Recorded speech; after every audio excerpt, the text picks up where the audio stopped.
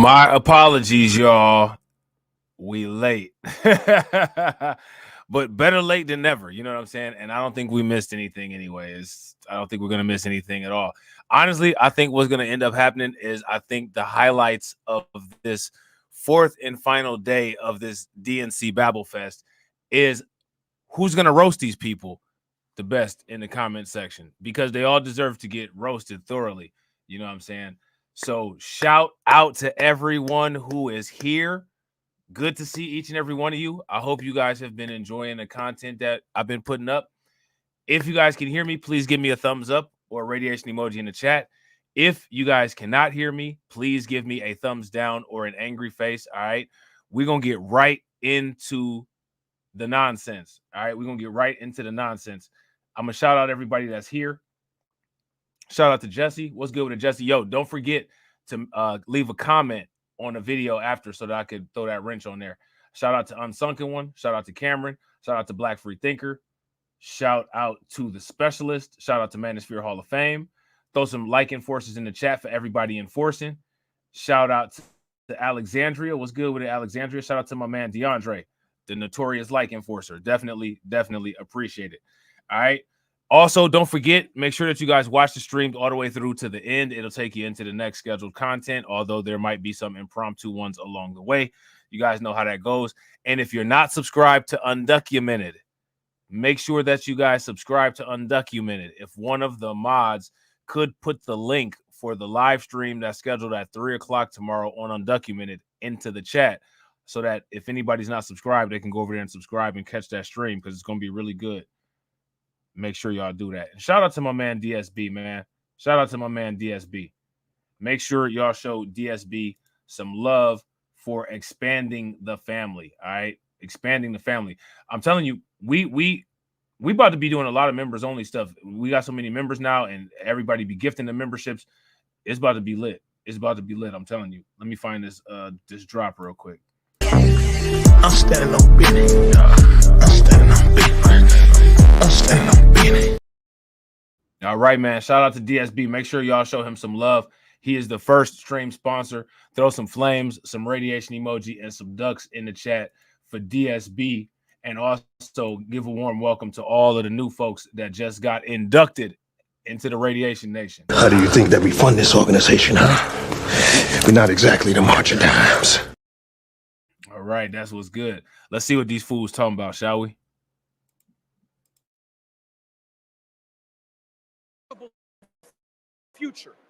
A future where going to college doesn't break the bank. A future where my 5-year-old daughter, Natalie, who's watching us back home in Colorado right now, a future where she can live her dreams. So those are the stakes. Let's make it happen, America. Let's make history, America. Let's elect Kamala Harris, the 47th president of the United States.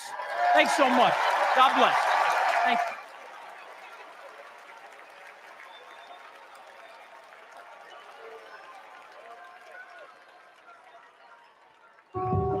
I basically worked in public service my entire adulthood, over 27 years.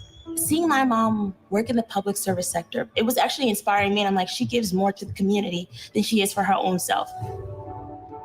As a single mother, I knew I wanted my daughters to have a better life than I did. So I said, going to school will help me. You let him hit it, Robb. You didn't have second thoughts. Now you're a single mom. Now you're a single mom. $100 a month. I paid it. I did what I was supposed to do. But I was like, oh my God, I'm going to be in debt until the day I die. When the Biden-Harris administration first announced the public service loan forgiveness, and I'm rushing to my mom, like, apply for this, apply for this. I'm sitting at my desk, opening up my mail. It says, thank you, Kelly, for public service. Your loans now have been forgiven. Took a deep breath and I screamed. I had to pinch myself. I had to see if this was really happening. Seeing my mom finish her higher education was life-changing. But I don't think anything can ever stop me from my goals, because I saw her do it as a single parent with twin girls, with life pushing her down so many ways, but she continued to rise up. She has been the force, the motivation for me to want to continue to work in the public service agency. With this loan forgiveness, I can plan for my future. I was able to purchase my very first home. It creates great opportunity for my daughters. It creates stability. Thank you, Vice President Harris and the entire administration. I just want to thank you again and again and again. Thank you so much. I'm standing on business. I'm standing on business. I'm standing on business. Over Chicago.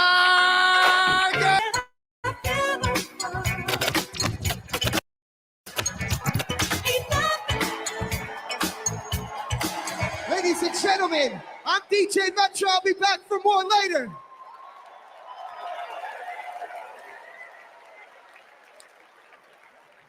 Please welcome Durham, North Carolina Mayor Leonardo Williams.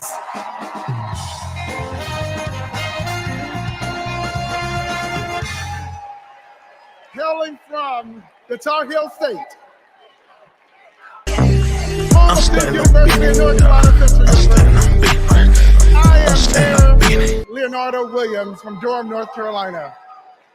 You know, several years ago, my wife Zwaylee and I started cooking for our community. We drove to schools, doctors' offices, just to give out a few samples. And eventually our friends asked, "Where's the restaurant, y'all?" But you know, it takes capital. It takes capital to chase a dream. And during the Trump administration, they did not make it easy. Not for folks like us. So what I thought was, I guess not everybody can have a multi-million-dollar loan from their father. So I'll tell you what we did. We emptied our savings, and in 2008, we launched Zwaylee's Kitchen, America's first Zimbabwean restaurant. And the Biden-Harris administration helped make that a reality. They helped make that dream come true for entrepreneurs like us. Now, thanks to small business grants and all of the help that we received from them, we now have 3 locations. And we employ nearly 30 employees at the living wage. I'm standing on business. But we are not alone. Under Joe Biden and Kamala Harris, more than 500,000 business applications have been filed in North Carolina. I'm standing on business. Kamala Harris is fighting to create an opportunity. How do you think that we fund this organization, huh? We're not exactly the marching times. And as president, she will support risk takers and problem solvers who want to just do their part and claim their piece of the American dream. And also, I want to thank Maya from Nevada, who has served her famous dumplings for the past 3 years and opened new locations thanks to the historic support for small businesses. And Robert, I want to thank you from Minnesota. Robert owns a solar business. Heated up once by Joe Biden and Kamala Harris, they passed the Inflation Reduction Act. And Paul from Arizona. Paul, who's a commercial cleaning company, landed huge contracts thanks to the Biden-Harris manufacturing boom. So Kamala Harris knows. She knows entrepreneurs like these. She knows that we are the backbone of our community. And when they succeed, we all succeed. Let's win this. Thank you.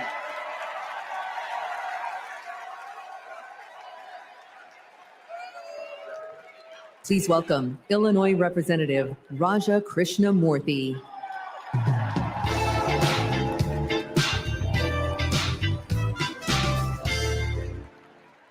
America Against America. It's the title of a book by one of China's highest-ranking leaders, and it's how they think they'll win. They know the only way they'll beat America is if we beat ourselves. In Congress, my job is to study China's economy. And mark my words, they want to see Donald Trump across the bargaining table because he'll start endless trade wars that raise prices for Americans, because he'll cut programs that train workers in America. But most of all, Trump will pit American against American. And that's what China wants, for us to fight amongst ourselves, because that's how we lose. But we're not going back. What does Kamala Harris tell us? When we fight, we win. Because Kamala Harris knows how we fight best, not American against American. She knows that when we fight as one country, we win. When we fight as one team, we win. Which is why when Kamala Harris wins in November, we win. Thank you so much.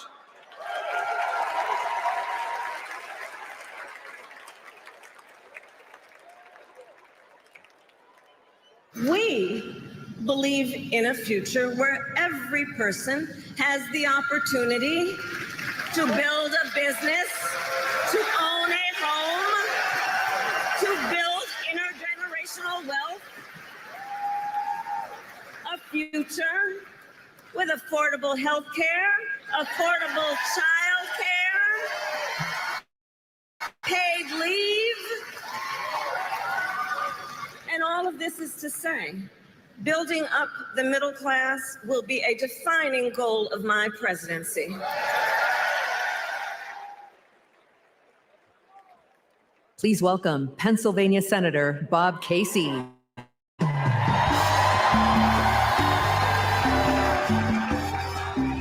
Pennsylvania. Here's a real question. Mom's asked me in Pennsylvania, what am I supposed to do if I can't afford diapers? In just 6 months, a box of diapers went up $15. The corporations say your prices are up only because you let him hit it raw. You didn't have second thoughts. Now you're a single mom. Now you're a single mom. Corporations are scheming to drive them up. Most companies are good companies. It's the food conglomerates that sit behind the supermarkets, the faceless wholesalers. They're the ones who are extorting families at the checkout counter. This is greedflation. I've been fighting it a long time. So has Kamala Harris. And finally, we're starting to win. When Big Pharma jacked up the cost of insulin, we passed a bill to stop them. Now, for millions of Americans, it's capped at $35 a month. So that's one. I've been fighting to ban price gouging on food. And next year, when she's president, Kamala Harris will sign a bill to do just that. So that's another. And when corporations take advantage of a crisis, like toilet paper during the pandemic, we'll hit them with harsher fines when Kamala Harris is president. Now, Americans don't expect stuff to be free, but we do expect it to be fair. The people I'm talking to, from Allentown to Erie, they don't tolerate being ripped off. Americans are hardworking, honest people. And that's what we've been fighting for. We're fighting for honesty. I'm fighting for it. Kamala Harris is fighting for it. Will you fight for it? All right, let's go out and win this thing. Thank you.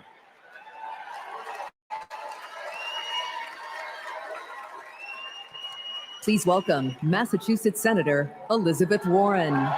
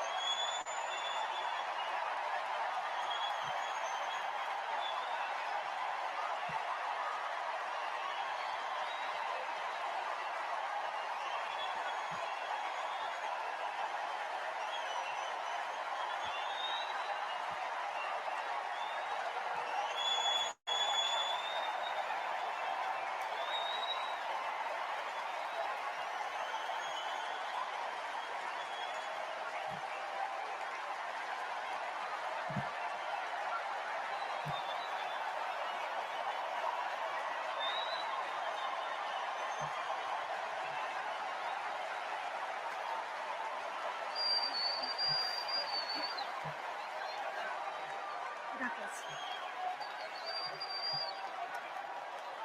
this. You know what I love best about Kamala Harris? Kamala Harris can't be bought and she can't be bossed around. Now, I first met Kamala in the aftermath of the 2008 financial crash. The banks had flat out broken laws, cheated people, and stolen homes. Millions of Americans had lost their jobs, their savings, their homes. Now, I was setting up the Consumer Financial Protection Bureau. Go CFPB! Yeah. Kamala was protecting families as California's Attorney General. You bet. And Donald was scamming students at Trump University and trying to make money off people losing their homes. Kamala Harris stepped up. She enforced the law, she fought the giant banks, and she delivered billions of dollars of help for families.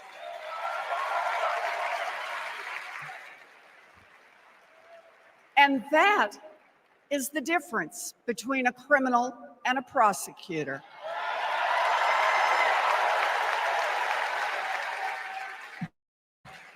You know what else I love about Kamala? She gets it. We need to make life more affordable for working people. Yeah.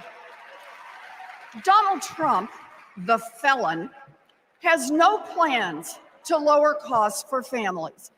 He doesn't know how, and basically, he doesn't really care. When did he ever fill up a gas tank or worry about a grocery bill? The only bills he worries about are from his criminal defense lawyers.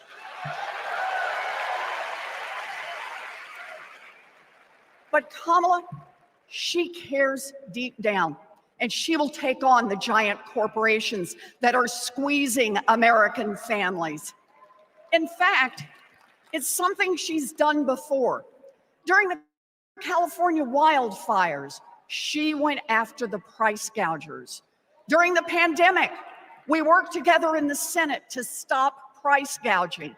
And as president, she will lower costs for your family. She'll take on the Wall Street firms that buy up millions of houses and apartments and then jack up the rent. She'll take on drug companies that charge an arm and a leg for prescriptions. She'll take on corporate monopolies that rip off consumers and billionaires who don't pay taxes.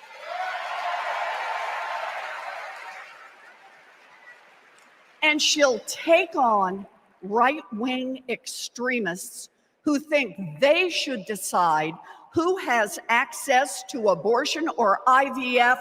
Kamala will protect abortion rights nationwide. Yeah. And there it is. Groceries, gas, housing, healthcare, taxes, abortion. Trust Donald Trump and JD Vance to look out for your family? Shoot, I wouldn't let those guys, I wouldn't trust them to move my couch.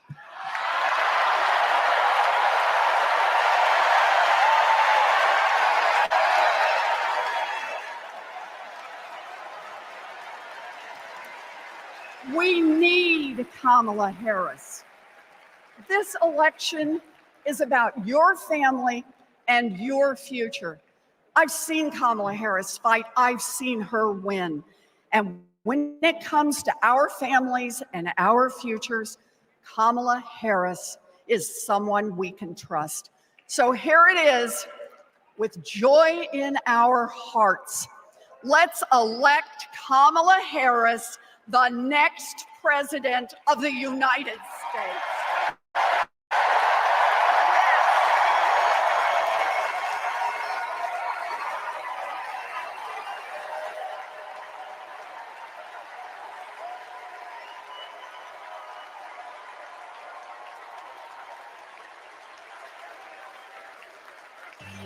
Our party is nowhere near over, Chicago. We're gonna do this. I'll see you guys in just a little while. Thank you.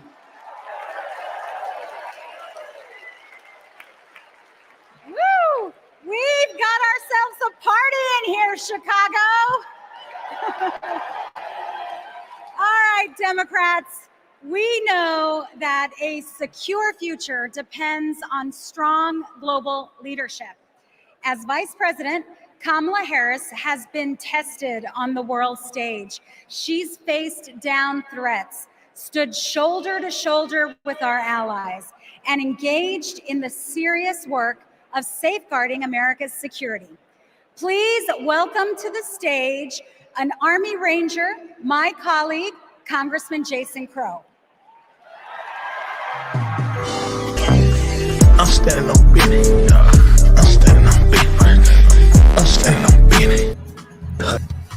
How do you think that we fund this organization, huh? We're not exactly. When and how our friends are sent to war.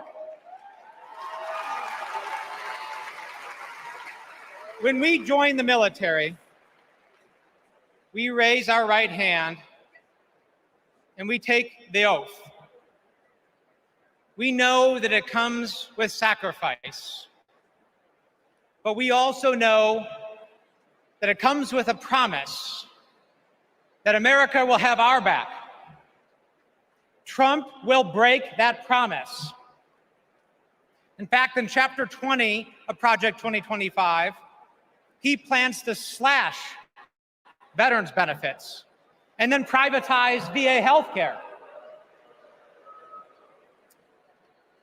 As a paratrooper, we learned that the leader of the unit jumps first, and then the others follow. Leaders always go first. But Trump, he would push your son or daughter out of the plane and then abandon them when they come home. Our troops deserve a commander-in-chief who will always have their back. That leader is Kamala Harris. And together, we will make Kamala Harris our next commander-in-chief.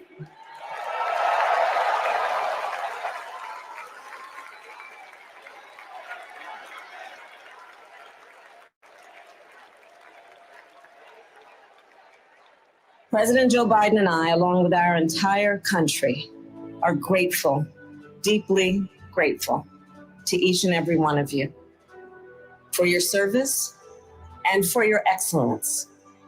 The United States military, without any question, is the strongest and best fighting force the world has ever seen. And that is because of you, each one of you. Please welcome Michigan Representative Alyssa Slotkin.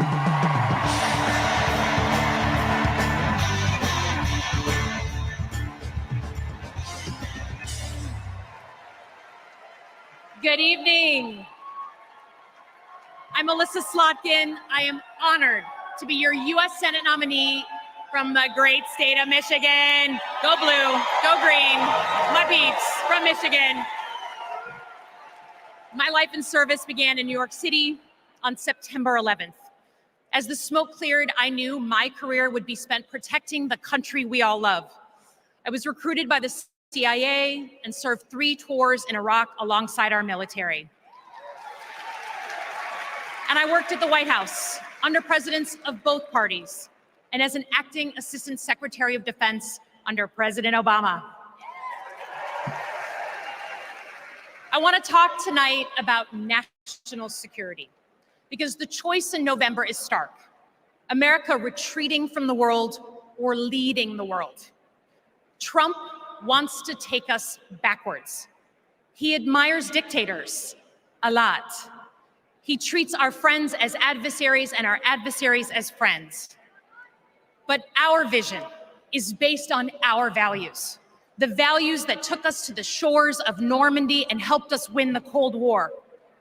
We believe America should inspire and lead at home and abroad. We recognize that it's not just about having a strong military, but about tackling global challenges like AI and climate change together. And guess what? That takes friends. You got to have friends to do that. Vice President Harris understands our strength abroad is inextricably linked to our strength here at home. Our schools, a strong middle class, and the health of our democracy. So, for everyone here and everyone watching, I want you to proudly claim your patriotism. You are here because you love your country. Do not give an inch to pretenders who wrap themselves in the flag, but spit in the face of freedoms it represents.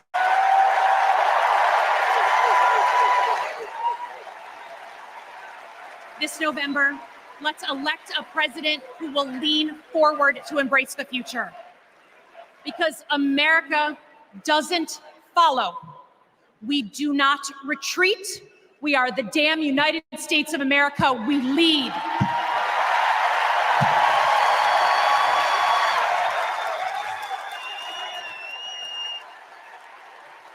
Please welcome New York Representative Pat Ryan.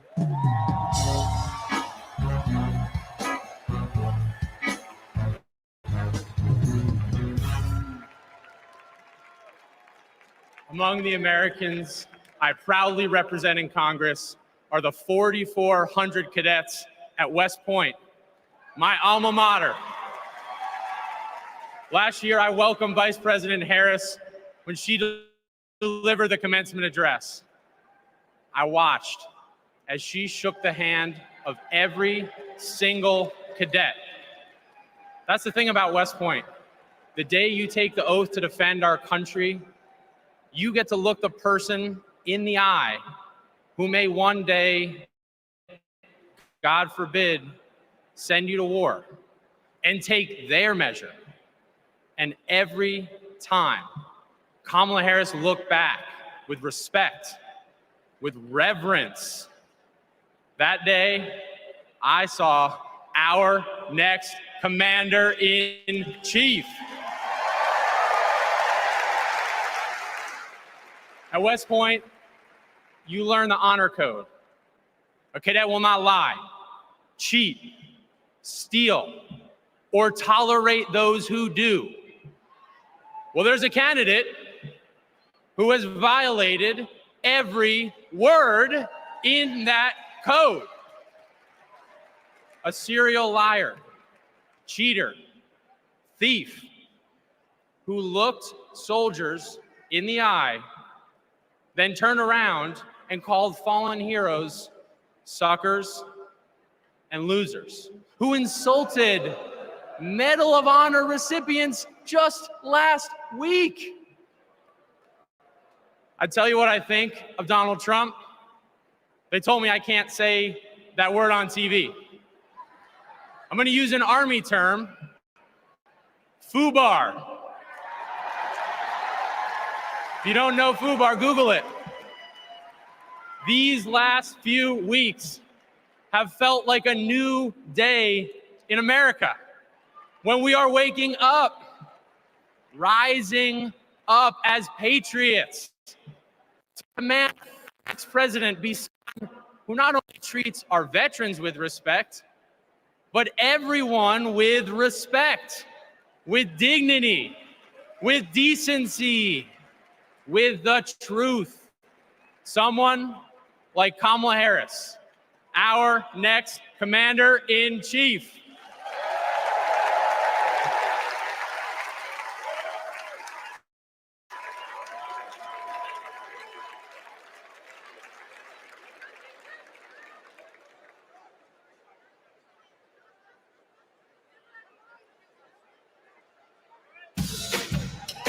We are not done. I'm trying to tell you guys that I want to see you up off your seats. Come and move that in my direction. So thankful for that. Representando para mi latino aquí conmigo esta noche. Make me wanna savor every moment slowly. Ladies and gentlemen, one more time, I'm DJ Metro, and I'll be back.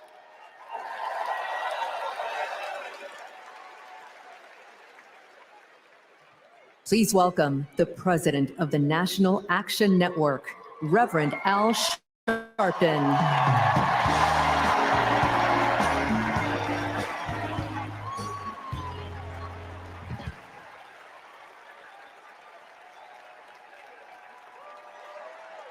Thank you. Thank you. Thank you. Good evening. I stand before you as the president of National Action Network. We do not endorse candidates, but we report where candidates stand on criminal justice, economic empowerment, health equity, and other issues. On one side of this race is Donald Trump, a fellow New Yorker I've known for 40 years. Only once in that time did he take a position on racial issues. He spent a small fortune on full-page ads calling for the execution of 5 innocent young teenagers. Well, I'm gonna bring them out in a minute, and you'll hear from them tonight. Because they were not executed, they're here to continue to fight.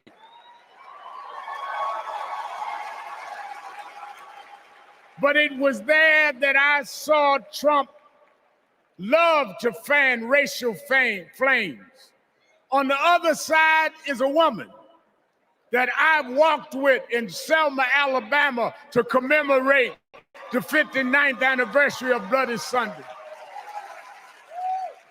Kamala Harris spoke to me that day about unity and passing bills. All I ever heard from Donald Trump was how he can get an advantage. I see one candidate who wants to protect the right to vote while the other has tried to cook up 11,000 votes in Georgia. I see a candidate who, with Joe Biden, brought leaders to the White House to confront violent hatred, running against a man who said neo-Nazis in Charlottesville were fine people. I see a candidate who has sought to reform and uphold the law, and a man who wrongly assumes his mugshot appeals to Black Americans. I worked with Kamala Harris. In every job she's had, she has consistently committed to making government work for those of us who've been disadvantaged. All Donald Trump has been consistent about is making himself richer and sowing division to get that done. This man sat right here in Chicago a few weeks ago, refusing to apologize for claims that migrants were taking Black jobs. Well, in November, we're gonna show him when Blacks do their job.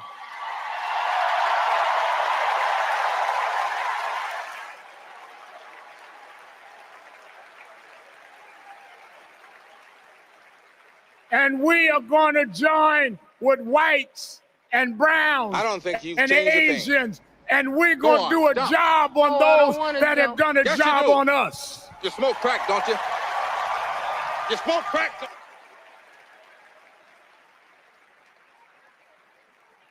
Tonight we are going to realize Shirley Chisholm's dream.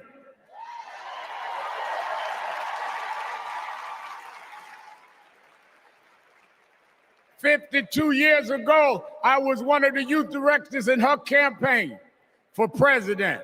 And 52 years after she was told to sit down, I know she's watching us tonight as a Black woman stands up to accept the nomination for President of the United States." So dumb. You are really dumb. For real. Oh, you are so dumb. You are really dumb. For real.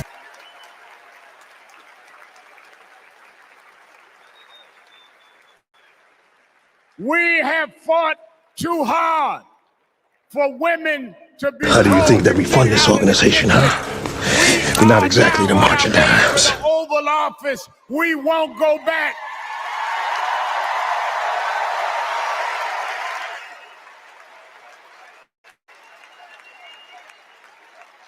We fought hard. We fought hard for LGBTQ loved ones to get out the closet. We won't go back. Why are you gay?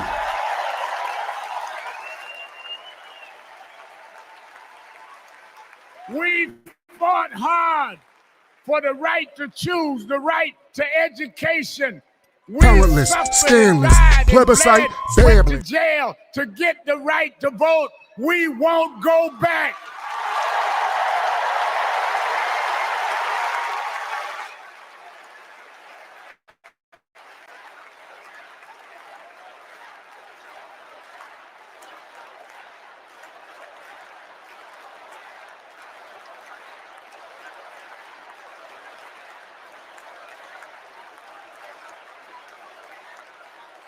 So we must be committed, no matter how the Supreme Court tries to roll back on civil rights, no matter what the amount of money they have. We are here because others fought and suffered for us, and we vowed tonight we won't go back. Talentless, scandalous, plebiscite, babbling. This November, we will go forward to fulfill the... How do you think that we fund this organization, huh? We're not exactly the march of dimes. As we transition, I'm a preacher. And in Psalms it says, weeping may endure for a night, but joy comes in the morning. We've endured January 6th. We've endured conspiracy theories. We've endured lies and areas of darkness. But if we stay together, black, white, Latina, Asian, Indian American, if we stay together, joy, joy, joy, joy coming in the morning.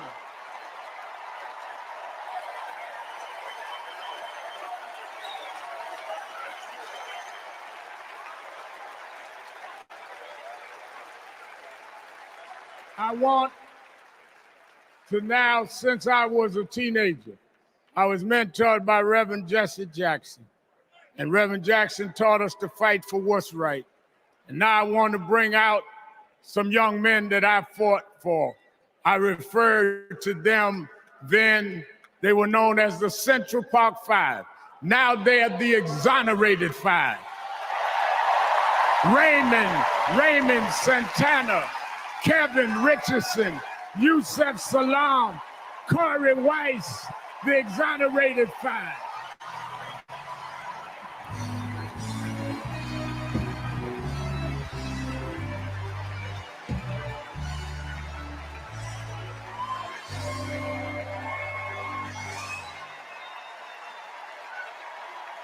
We won't go back.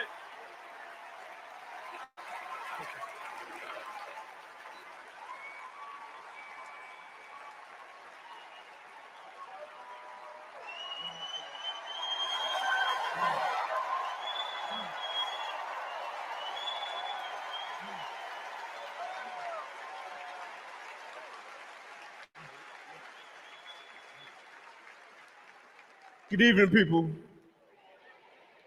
My name is Corey Wise. 35 years ago, my friends and I were in prison for a crime we did not commit.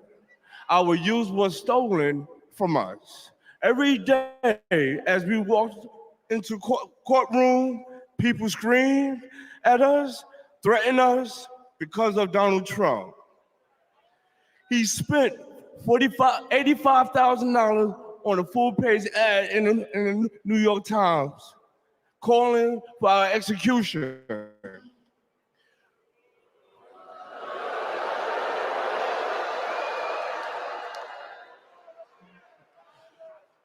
We were innocent kids, but we served a total of 41 years in prison.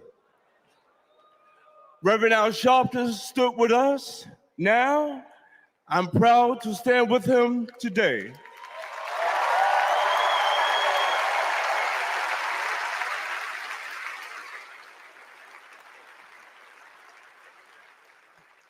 Vice President Kamala Harris has also worked to make things fairer, I know she will do the same as president. Now prove that message.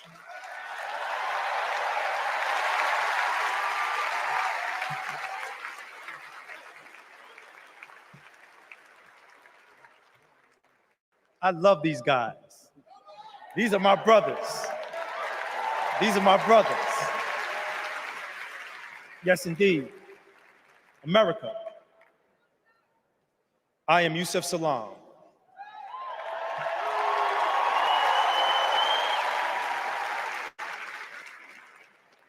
A New York City councilman representing my hometown of Harlem. That's right.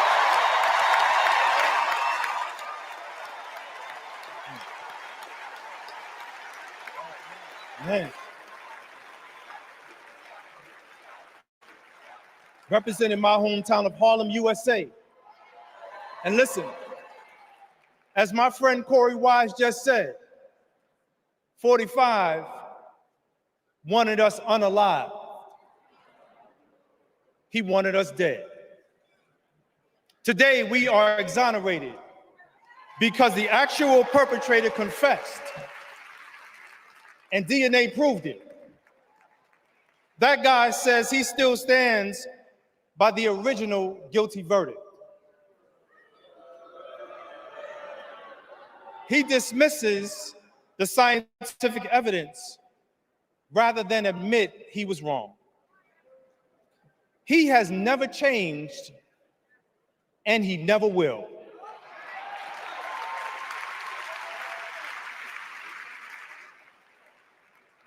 That man thinks that hate is the animating force in America. It is not. We have the constitutional right to vote.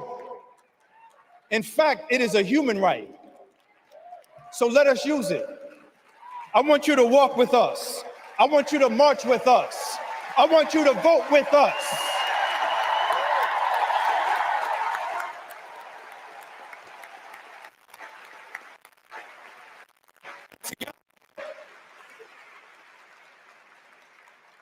And let me tell you, this is going to be so beautiful. And together on November 5th, we will usher in Kamala Harris and Tim Walz into the White House.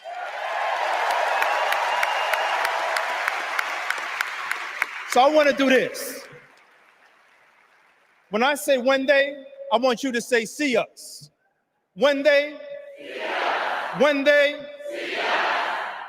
When they see us, America will finally say goodbye to that hateful man.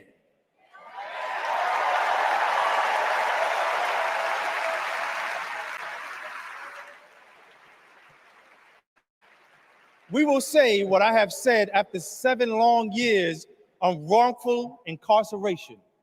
Free at last. Free at last.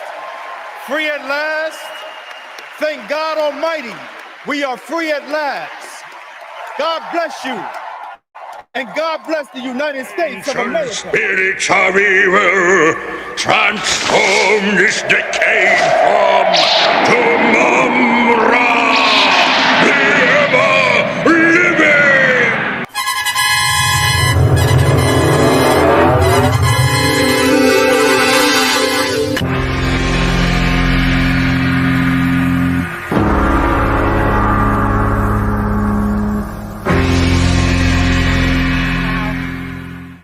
Our country is built on justice, and people's lives, as we just heard, can be harmed when we fail to do justice. But Kamala Harris fights to do justice. No one knows that better than the prosecutors who fought alongside her. These are their stories.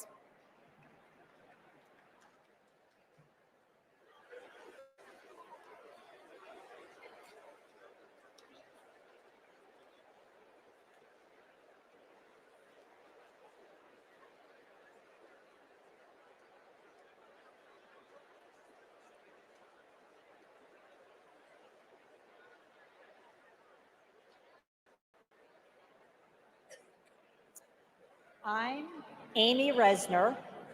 I was a colleague in the courtroom when my friend Kamala tried one of her first cases and made the prosecutor's promise for the people.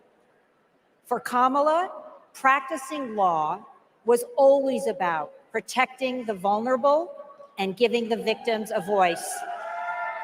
Women who were sexually assaulted, children who were mistreated and sexually abused. She helped them navigate their nightmares and demand justice for their injuries. And she did it all with grit and grace, intelligence and heart. She was a remarkable prosecutor, and she will be a remarkable president. Survivors of sexual assault struggle to be heard over the cacophony of voices demeaning, discrediting, and vilifying them. When powerful offenders are allowed to manipulate public opinion by attacking their victims' credibility, all victims suffer. Those words are from the 2021 amicus brief filed by RAINN, the nation's largest anti-sexual violence organization, in the case of E. Jean Carroll versus Donald J. Trump.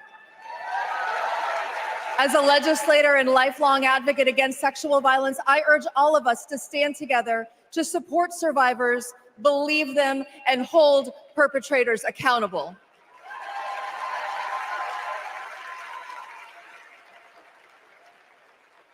I'm Lisa Madigan, former Attorney General of Illinois. I worked with Kamala Harris during the Great Recession to protect homeowners from foreclosure. As Attorney General of California, Kamala met thousands of people on the verge of losing their homes and their faith in the American dream. She demanded big banks provide mortgage relief to allow families to stay in their homes. She stood her ground, and together, we prevailed. For as long as I have known her, Kamala Harris has always taken principled positions and never wavered. Thanks to Kamala's determination, countless Americans have a home they can call their own.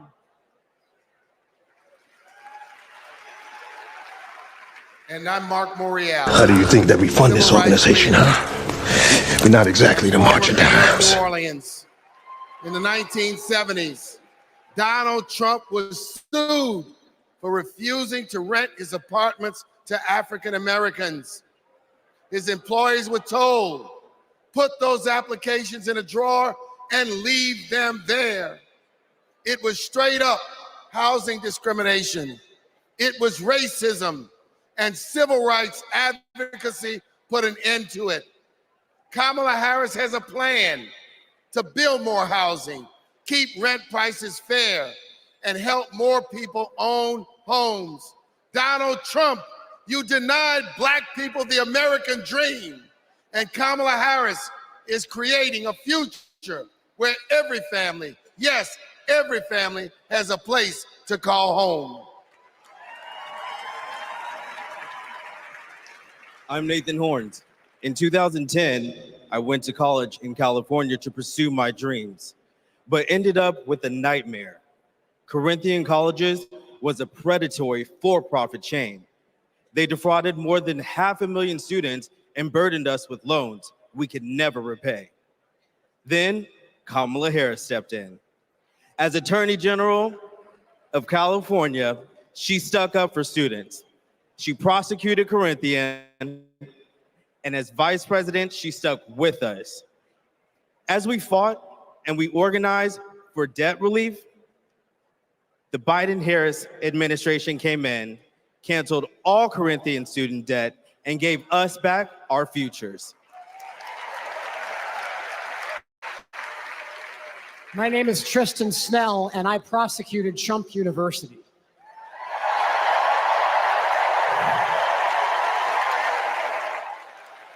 I interviewed over 100 victims of Trump's fraud, a retired police sergeant, an Iraq veteran with PTSD, a mother caring for her son with special needs. They trusted Trump. They believed that he would teach them his secrets and make their American dreams come true. But all they got was credit card debt and a fake diploma. Some lost their life savings. Some lost their homes. Donald Trump ripped off his biggest fans and made $5 million in profit. Kamala Harris fought scammers like him. And as president, she will continue to fight for you, for us, for the people.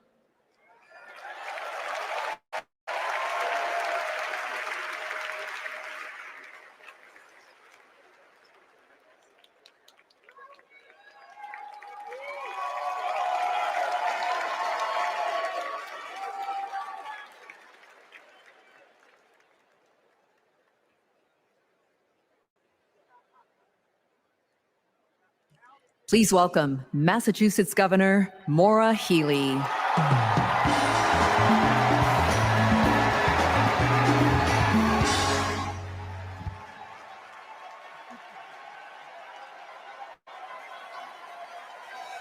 For the people. Those three words define the role of a prosecutor. To serve not only our clients in the courtroom, but our community and our country. To give people a sense of security and safeguard the principles that hold our nation together. To stand up to abusers and bullies, and stand up for the voiceless and the vulnerable. In other words, exactly what Kamala Harris has done her whole life. When she was DA, mothers of children who'd been murdered, whose cases had gone cold, would come to her office saying, "I'll only speak to Kamala," because they knew she would listen, because they knew she would help them find justice. And she did. That's the Kamala Harris I know. A few weeks ago in Massachusetts, I watched a little girl meet the vice president. Her eyes were so wide, as open as the future.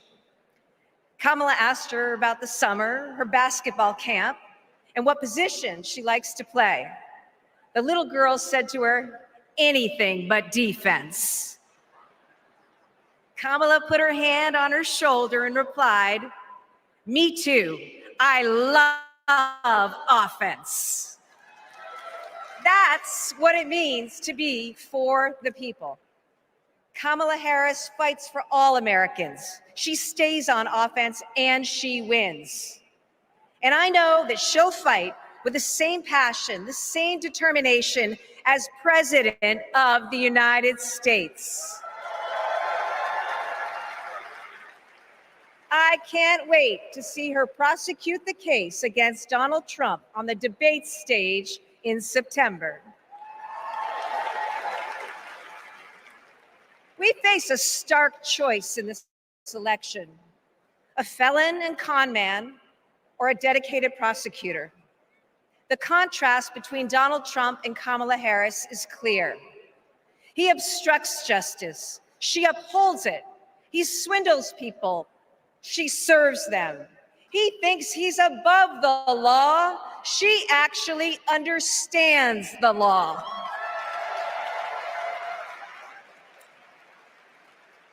That's what this election comes down to. One candidate who's out for himself, or Kamala Harris for the people. It's a battle for the future of our nation. And tonight, we will prove beyond a reasonable doubt that Kamala Harris should be, she must be, the next President of the United States. Thank you.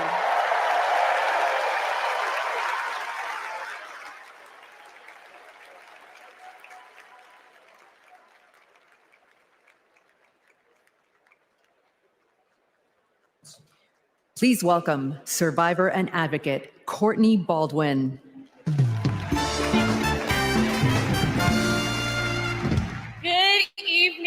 Chicago. I'm Courtney Baldwin. In 2013, I was sold for sex in cities across California by a trafficker who controlled every aspect of my life.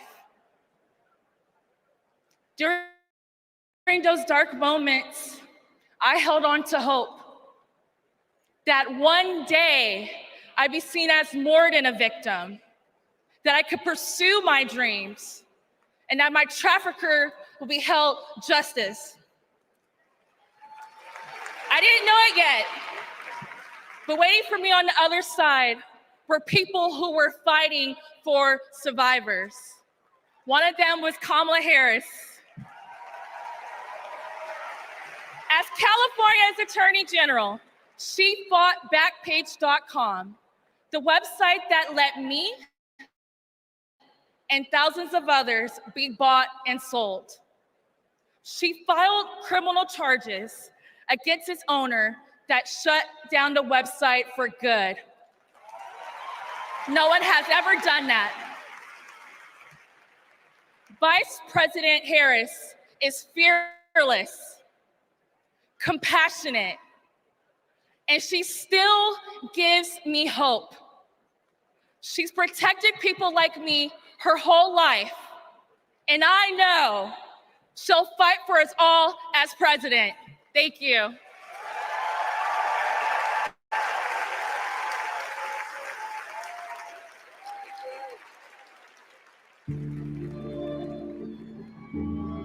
We have to wake up at 2 a.m. in the morning. It's the only way to beat the Phoenix heat. It's just like opening an oven. I work on the light rail. It's a good way to tackle the climate crisis, but the clock is ticking. Climate change is one of the greatest con jobs ever. All of this with the global warming and that, a lot of it's a hoax. It's a hoax. Hurricane Beryl is the earliest Category 5 on record. Climate change isn't a hoax, and it's not happening in the future.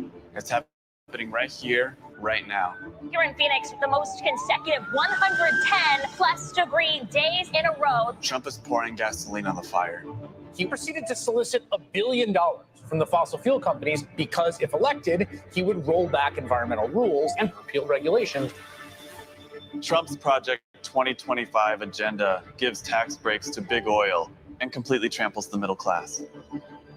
Trump would gut clean energy jobs like mine. This work gives us security and economic freedom. Trump would rip that away. Kamala Harris sees the future differently. She's a clean energy champion. She took on big oil that gouged Americans. Harris was the deciding vote that passed Democrats' epic clean energy investments. Kamala will fight for climate and clean energy policies that protect our health and hold big polluters accountable. The clock is not just ticking, it is banging. And that is why President Biden and I made the largest climate investment in America's history. We are not going back. I was raised to care for my community. That means jobs for my guys and a clean energy future.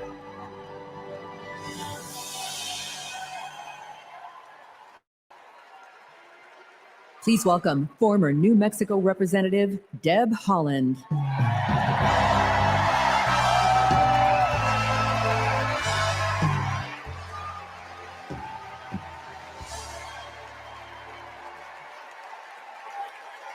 Thank you. Thank you. Thank you. Thank you. Thank you. Thank you. Thank you.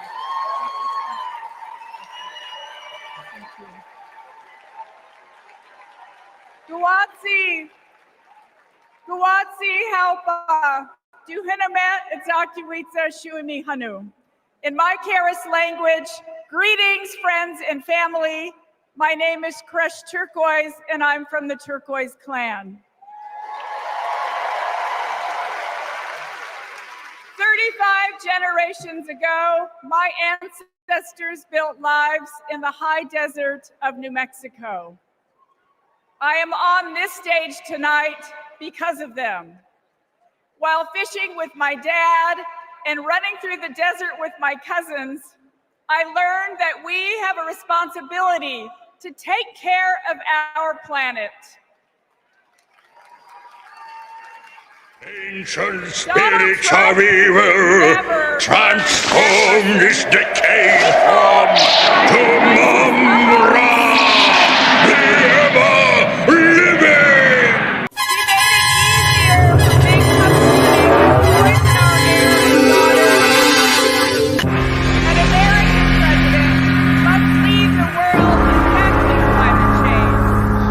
We need a president who understands that assignment.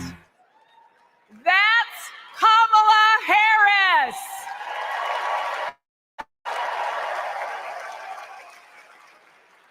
I know her record.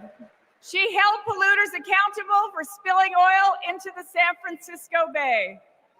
She defended President Obama's Clean Power Plan in court. And as vice president, she cast the tie-breaking vote for the most ambitious climate action plan in our nation's history.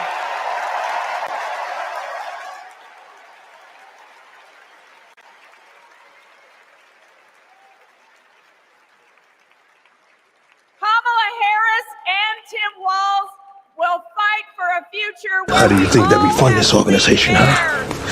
We're not exactly the marching dimes. and healthy communities. Let me go back to the lesson I learned in the desert Southwest. We all have a role in protecting our Earth for future generations. So let's all be fierce and let's make Kamala Harris the next president of the United States. Thank you all so much. Thank you. Thank you.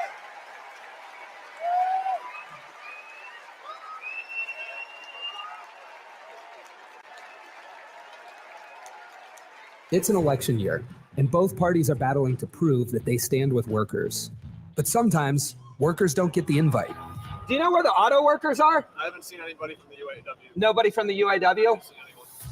After we struggled to find any auto workers at Trump's Rally for Auto Workers, we hit the road to find out what Democrats have been up to. The Inflation Reduction Act is helping to fuel a boom in clean energy. Creating 9 million new clean energy jobs over the next 10 years, once in a generation investment. I thought that American manufacturing was supposed to be dead. Here I am looking at one of the biggest auto mega plants being built. We talked to workers in rural Tennessee who joined a union for the first time to build one of the largest battery plants in the country. We have 20-year-old people thinking about their future. We never did that. I got things now that I never thought I could have. Generational wealth, I'm working on that. Medical, dental, vision, pension, something to fall back on when it's all over with. We went to Vegas, where union workers are building America's first high-speed rail.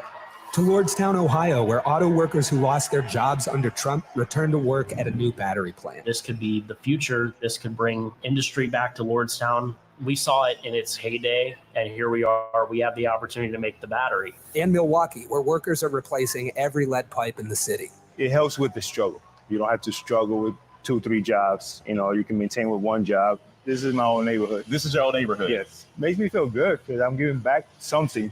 It's easy for stories like these to get drowned out by fake worker rallies at non-union plants. Does anybody know that there's a Donald Trump event just an hour away from here? Yes, no? No. Was anybody invited to it? But over the last 4 years, only one party has invested trillions in clean energy, bringing back manufacturing and rebuilding infrastructure, putting workers at the center of it all. And this is just the start. Please welcome John Russell.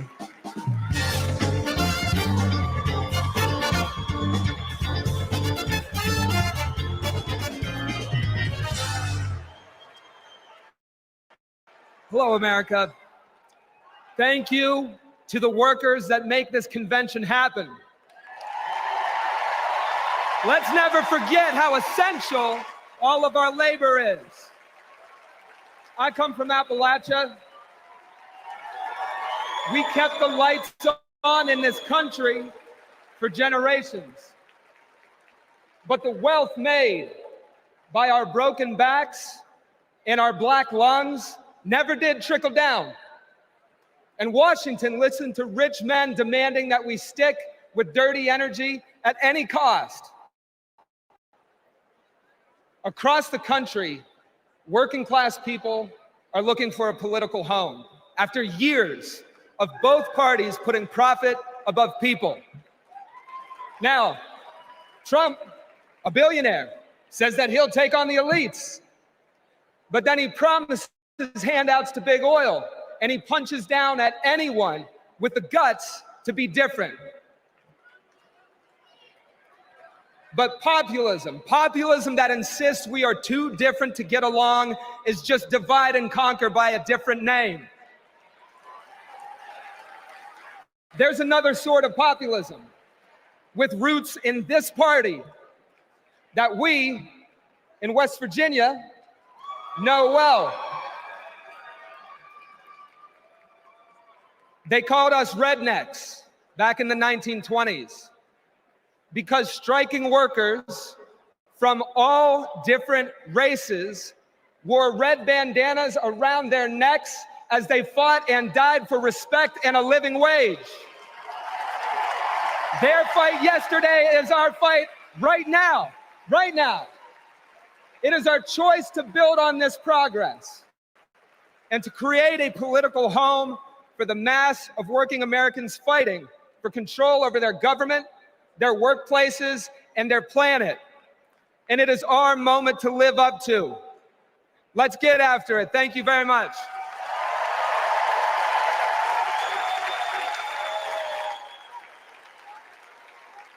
Don't know why, but I feel like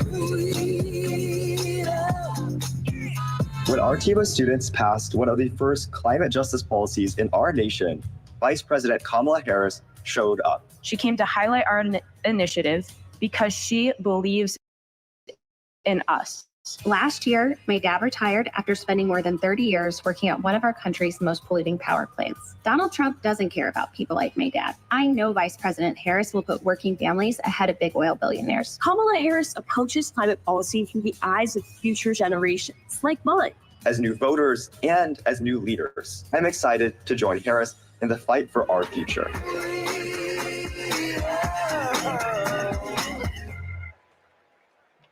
Please welcome Florida Representative Maxwell Frost.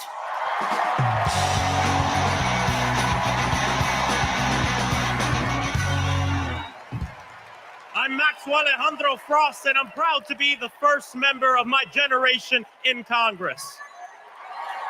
I'm also proud to represent Central Florida.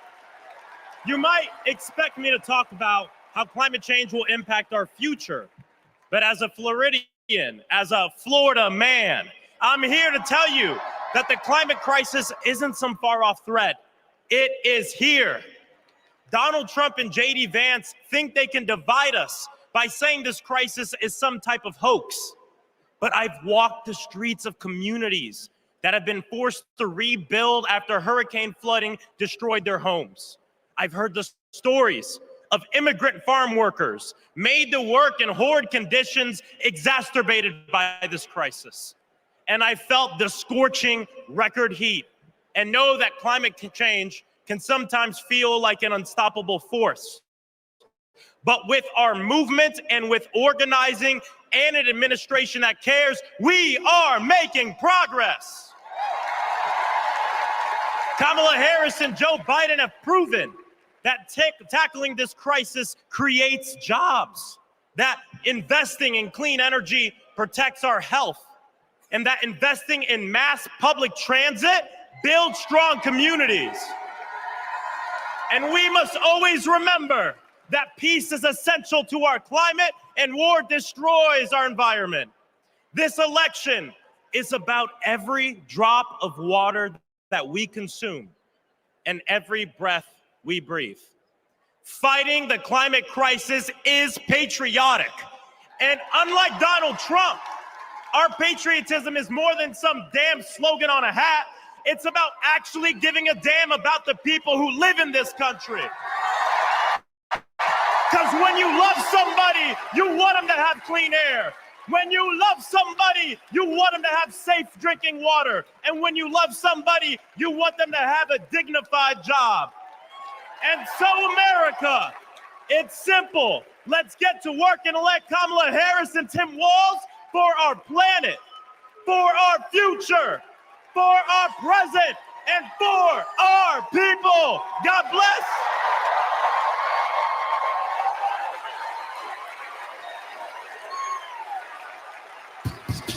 Ladies and gentlemen, if y'all are ready to set Madam Vice President and keep her in the White House, let me hear you make some noise! All I do is win, no matter what. Say, and every time I hit the building, everybody's hands go up. Let me see. And they stay there, and they stay there, and they stay there, and they stay there, and they stay there, and they stay there, and they stay there, and they. I want to hear you nice and loud, Chicago.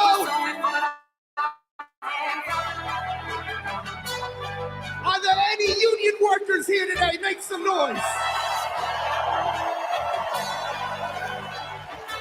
Are there any teachers in this building? Make some noise. Now everybody hands up.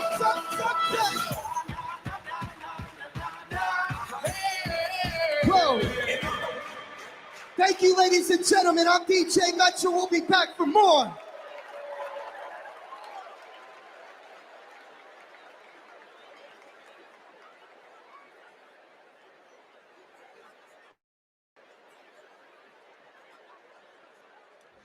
What's up, everybody? Stephen Curry here. I know you all know I played for the Golden State Warriors, but man, what a great honor it was to represent Team USA and go out there and win that gold medal at the Olympics this summer. And that unity on and off the court reminded us all that together we can do all things and continue to inspire the world. That's why I believe that Kamala, as president, could bring that unity back and continue to move our country forward. This is about preserving hope and belief in our country, making sure families can be taken care of during their most precious times. I got to visit Kamala with my team in the White House last year, and I can tell you one thing I knew then, and I definitely know now. The Oval Office suits her well. So in the words of Michelle Obama, do something. Go vote. Be active. Let's show out in November like never before. It's been an honor for me to represent our country. It's an honor to support Kamala. So let's all do our part. God bless. Please welcome Democratic nominee for U.S. Congress in Alabama, Shamari Figures.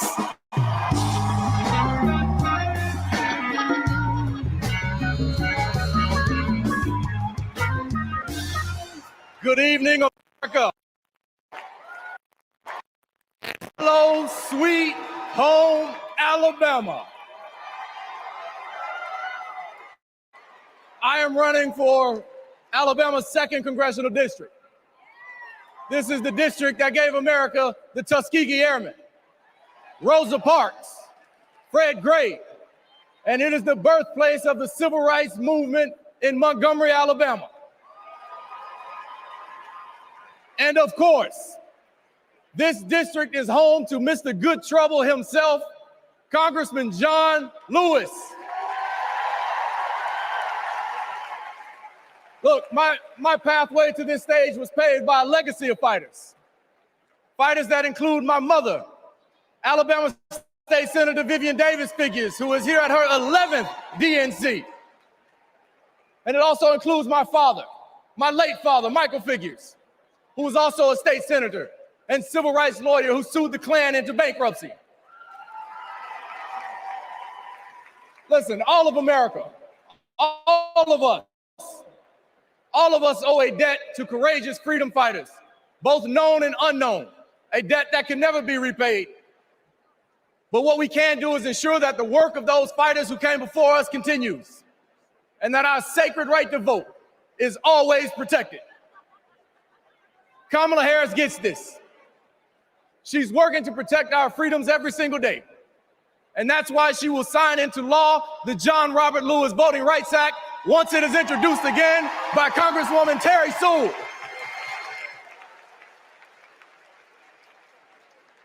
Listen, America, A California poet named Kendrick Lamar recently reminded us that sometimes we gotta pop out and show up. Well, America, it's time we pop out and vote. It's time we pop out from California to Alabama and all across America, and we show them that we are not going back. We are going forward, and we are going forward with Kamala Harris as the next president of the United States of America. Thank you. God bless you. Roll Tide. Let's go win this thing.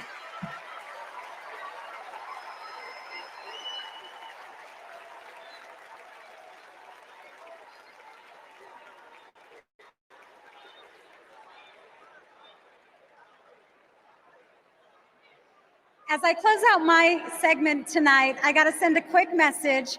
Madrecita querida, I love you.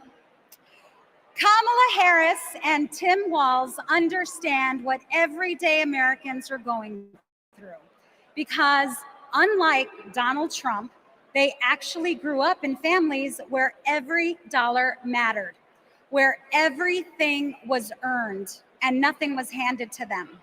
Our next speaker knows something about that too.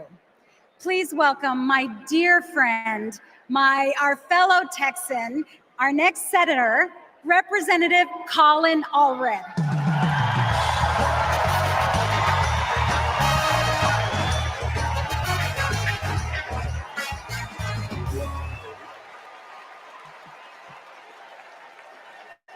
All right.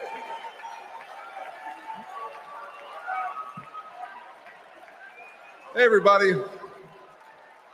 I'm Colin Allred, a congressman from Dallas, dad to two perfect little boys.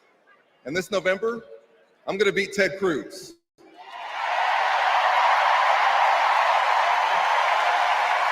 And I'm so proud to be here to support our next president, Kamala Harris. You know, like Kamala, I was raised by a single mom. Mom was a public school teacher who often worked two jobs to make ends meet. So when we talk about lowering costs, I think about the times when we went to the grocery store when I was growing up and swiped the debit card and said a little prayer. But my mom and my community in Texas gave me a chance to chase my version of the American dream. I played football at Baylor and in the NFL before becoming a civil rights lawyer and representing my hometown in Congress. Now I'm the guy who's going to turn Texas's Senate seat blue.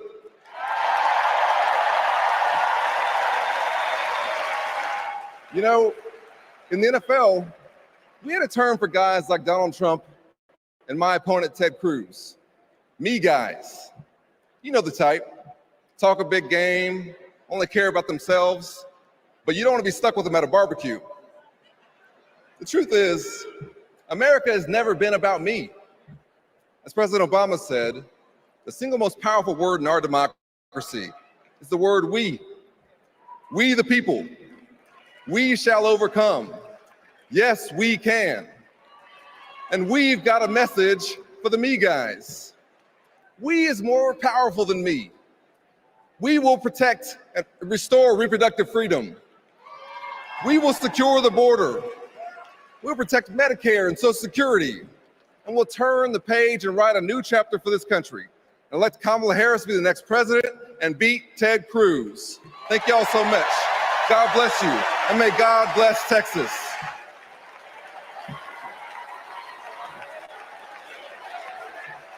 Husband Derek and our daughter Anaya. 2 years ago, a miscarriage nearly killed me. At 16 weeks, my doctors told me to prepare for a stillbirth. I needed care, but my state's abortion restrictions kept it from me. I miscarried in a bathroom. I'll never forget my husband's face as he tried to stop the bleeding, trying to do what doctors should have been doing. When I reached the hospital, I'd lost nearly half the blood in my body. I can't change the past, but we can choose a different future.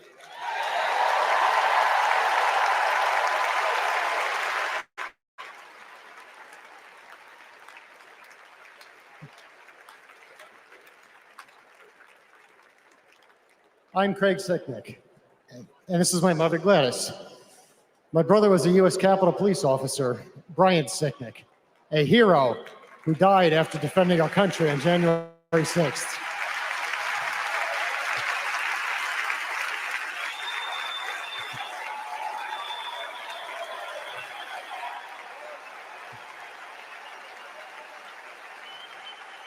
My family knows how dangerous Trump is. He incited the crowd while my brother and his fellow officers were putting their lives at risk. We need a real leader, not an autocrat who is stuck in the past. Brian, we miss you every day.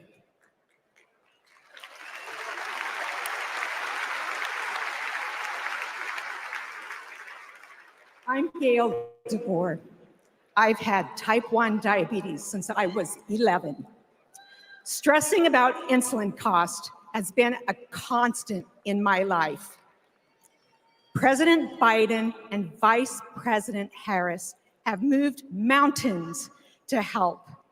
Medicare can finally negotiate prescription drug prices.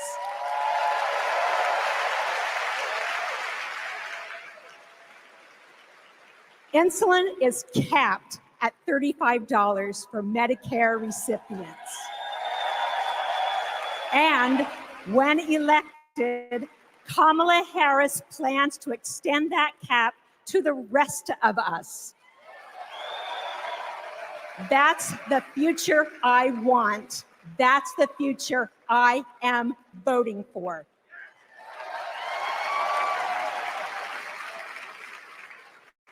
I'm Wani Romero, owner and CEO of Mothership Coffee in Las Vegas. I put in work to build my business.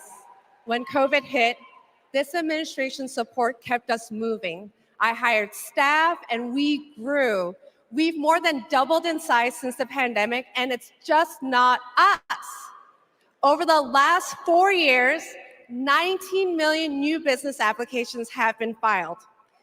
Like Trump, I grew up in Queens, but unlike him, I built my business with grit. That's my story. That's the American story. Let's turn the page on Trump.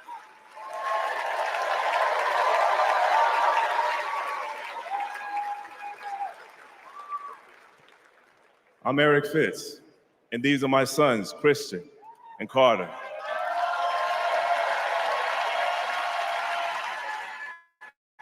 I always try to set an example for my boys, to teach them compassion, accountability, and resilience. I want those values to be reflected in our leaders. I don't want to have to turn off the TV because our president is lobbing insults or telling lies. I'm tired of all of the hate. It's time to move forward together and build a country our kids can be proud of.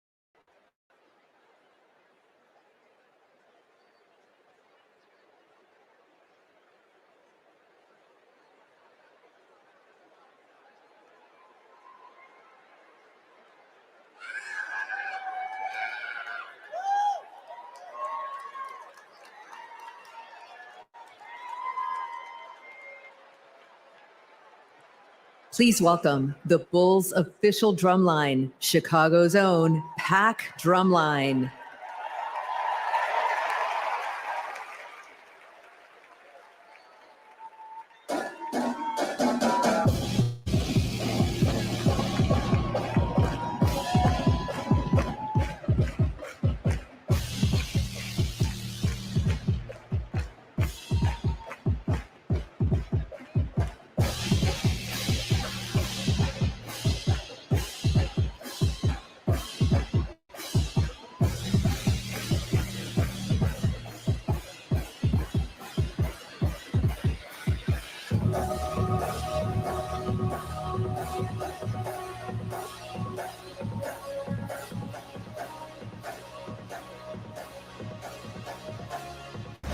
Silence. Silence. I ain't got no money, punk.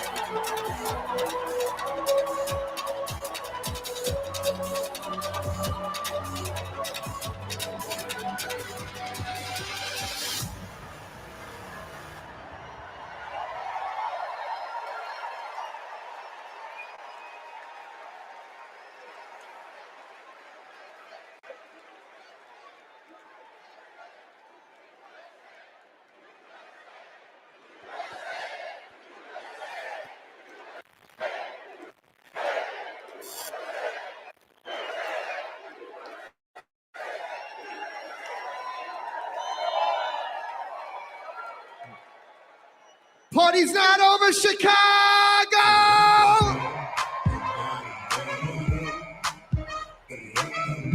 What I want to see is those flags and those hands up in the air.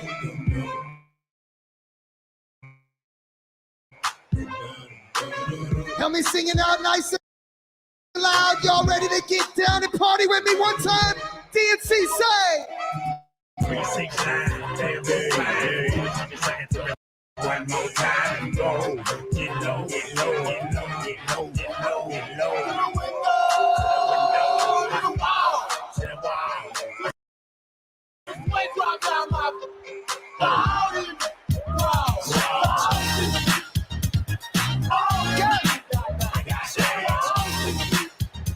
Look at. One more time, make some noise if you're having a great time with me in Chicago!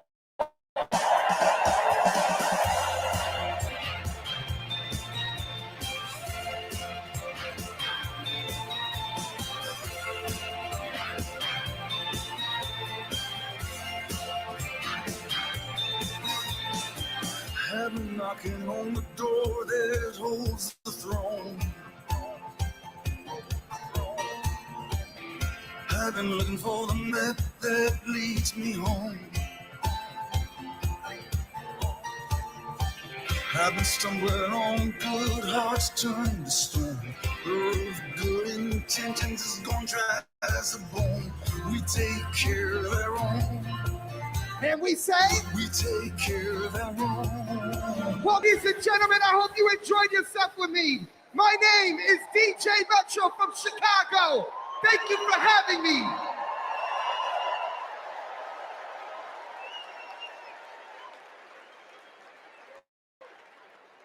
Here we go.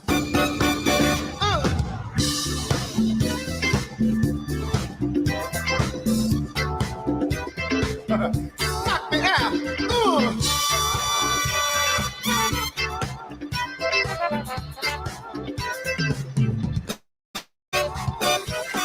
Superhighway, coast to coast, easy to get anywhere.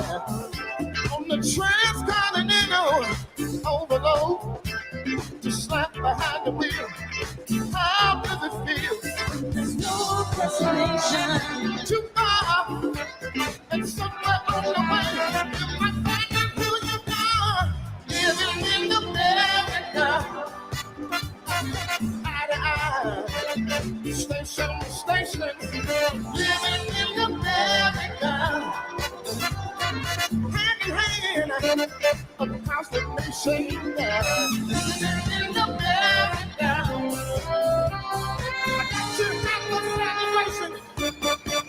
Rock my soul. Yeah. Come on. Slow down. Fat back. A minute mile. A railroad track. All night. The way they go. Keep on running through. Your rock and roll soul.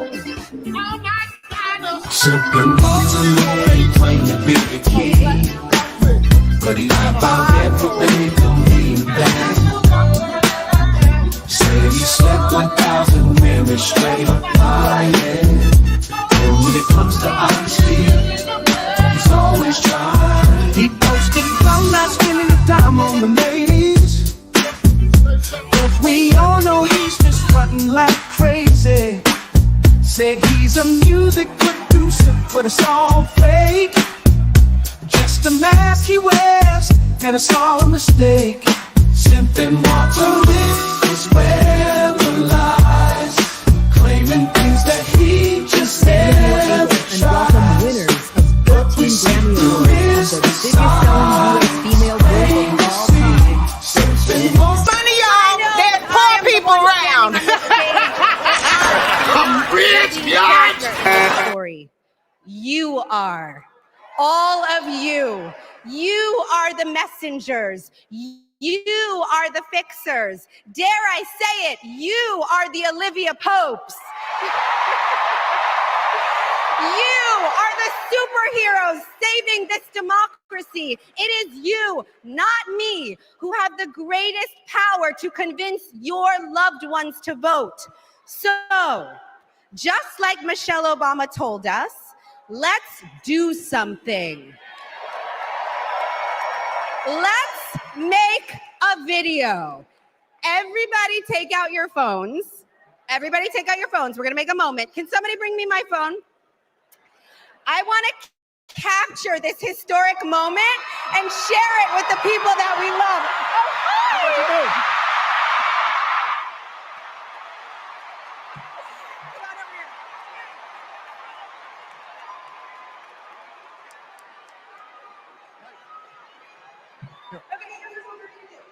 Take this video, guys. We're all going to take it together. We're going to post it to social media, text your friends, send this message out into the world. When I say when we fight, you're going to say?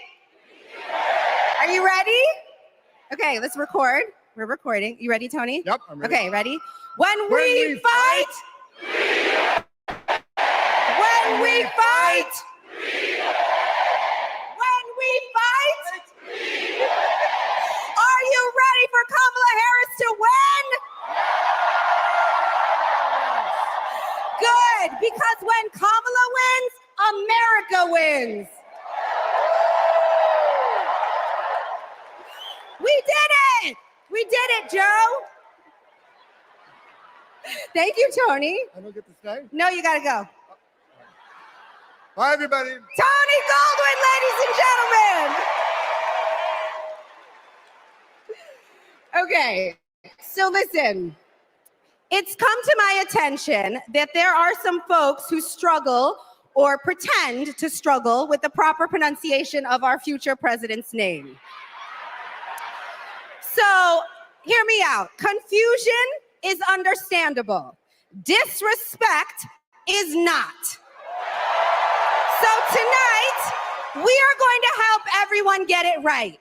Here to help me are some very special guests.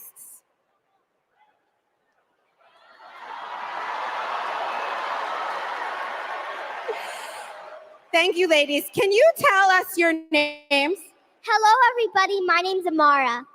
And my name is Leela, her little sister. And what are you here to do? To teach you how to say your auntie's name. Okay. So how do you pronounce it? First, you say comma like a comma in a sentence. Then you say la like la la la la la. Put it together and it's 1, 2, 3, Kamala. All right, so let's practice. Everybody over here say comma. Everybody over here say la. Together.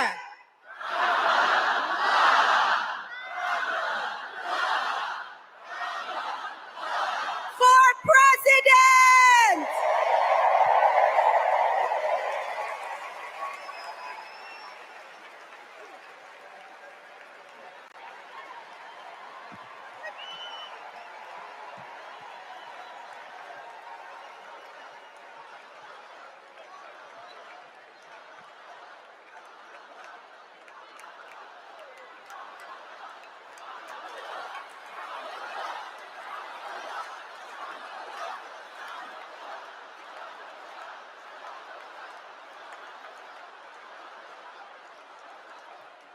Please welcome Mina Harris, Ella Emhoff, and Helen Hudlin.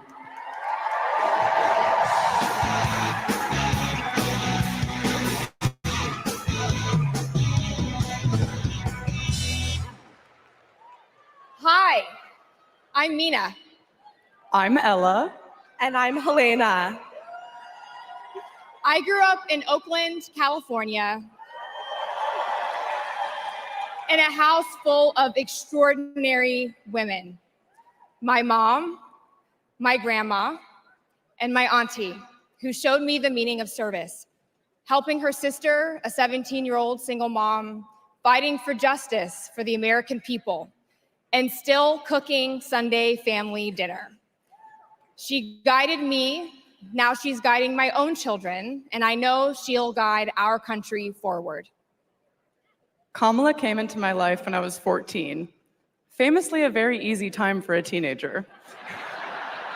Like a lot of young people, I didn't always understand what I was feeling. But no matter what, Kamala was there for me. She was patient, caring, and always took me seriously. She's never stopped listening to me, and she's not going to stop listening to all of us.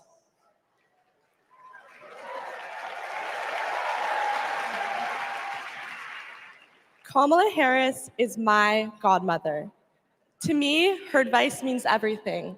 Whether it's pursuing my passions, making an impact, or finding hope when the world doesn't feel so hopeful. She taught me that making a difference means giving your whole heart and taking action. She's fighting for economic opportunity, LGBTQ+ equality, and reproductive freedom, because we are not going back. She's fighting for social justice, health justice, environmental justice, and she isn't alone. We're all in this fight together. So let's keep up. Hey now, hey Chicago, how y'all doing? What's happening in California? Now, wait, where those AKAs at? Where they at?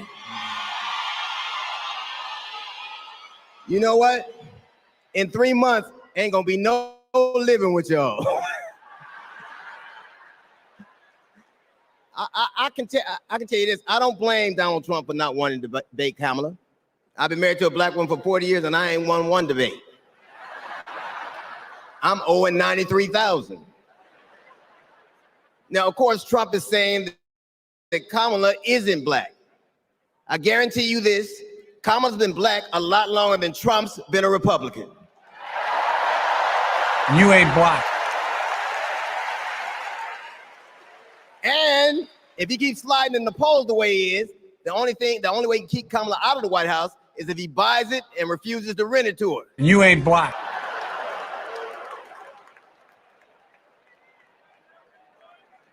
Of course, Kamala's getting broad support. They got black men for Kamala, white men for Kamala, Latinos and Asians for Kamala. They even have Republicans for Kamala. Republicans for Kamala. I guess Donald Trump will finally know what it's like when you get left for a younger woman.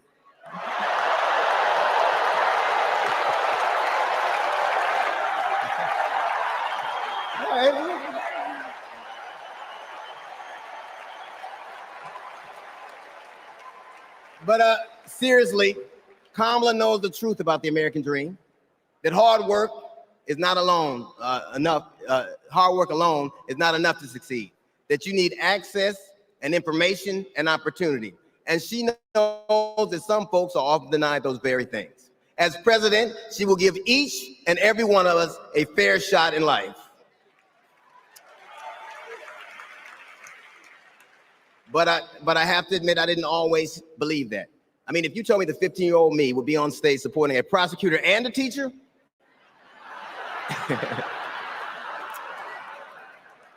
there is no way that I would have believed you. But because of that, I made assumptions about Kamala's record. And I often repeated them to a lot of people. Then one day, Kamala invited me to her house. She put her hand on my shoulder and she asked me to do some research. Something I had never done, something a lot of people I know had never done before. Imagine attacking someone's character without a single Google search. So I did what I should have done in the first place. I learned that she had done for us exactly what she promised to. I believe that your apology should be as loud as your accusation, and I'm here apologizing in front of the whole damn world. I was wrong. I was wrong, and I'm so very glad I was wrong because Kamala, you give me hope for the future, a future where my grandchildren, Noel and Stevie, had the freedom to control their own bodies, where they have the opportunity to go as far as their wits and their talents would take them. That future, ladies and gentlemen, is possible, but only if we elect Kamala Harris as the 47th President of the United States of America.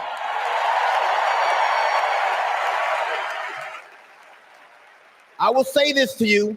The best piece of advice I've ever gotten in my entire life is you don't have to know what you will do, just know what you won't. And we won't go back.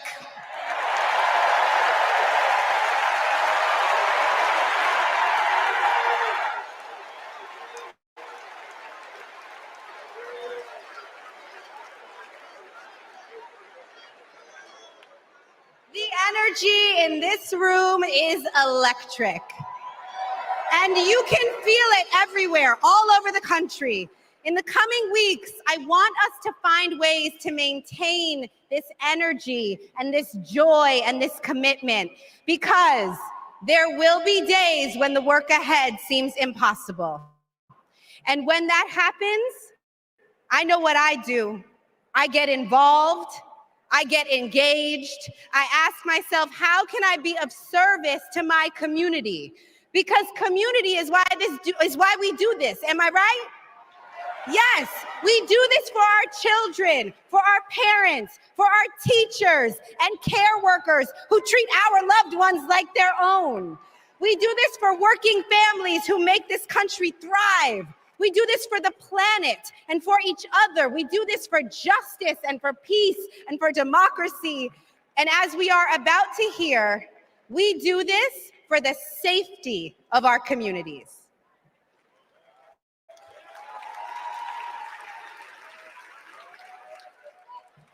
Please welcome Genesee County, Michigan Sheriff Chris Swanson.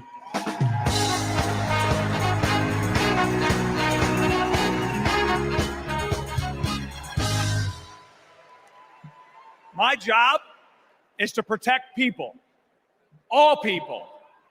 In 2020, righteous anger spilled over into the streets of Flint, Michigan. One bad decision from either side, and there would have been bloodshed. But that didn't happen. We laid down our riot gear, and we embraced the community. And instead of hate, we chose hope.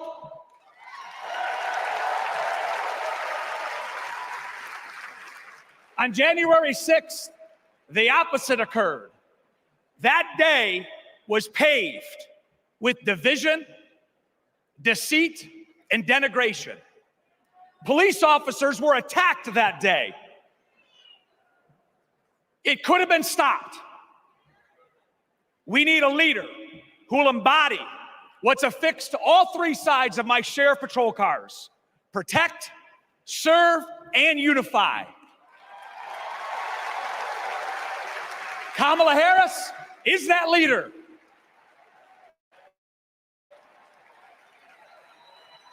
As a prosecutor, Kamala Harris protected us by putting violent criminals and sex offenders behind bars. If I was in a courtroom, she's exactly the tough prosecutor that I'd want to see. As vice president,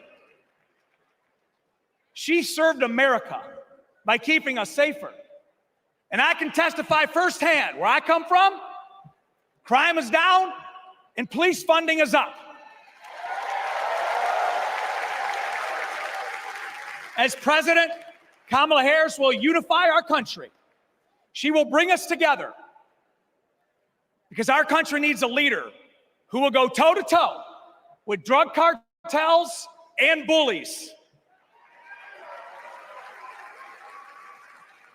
One who has already taken the oath, raised her right hand to advocate for the people.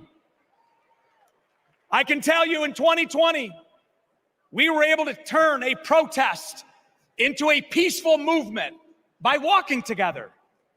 One city, one community, and one country. America, let's walk. Let's walk. Let's walk together and let's elect Kamala Harris and turn hate into hope yet again. Thank you.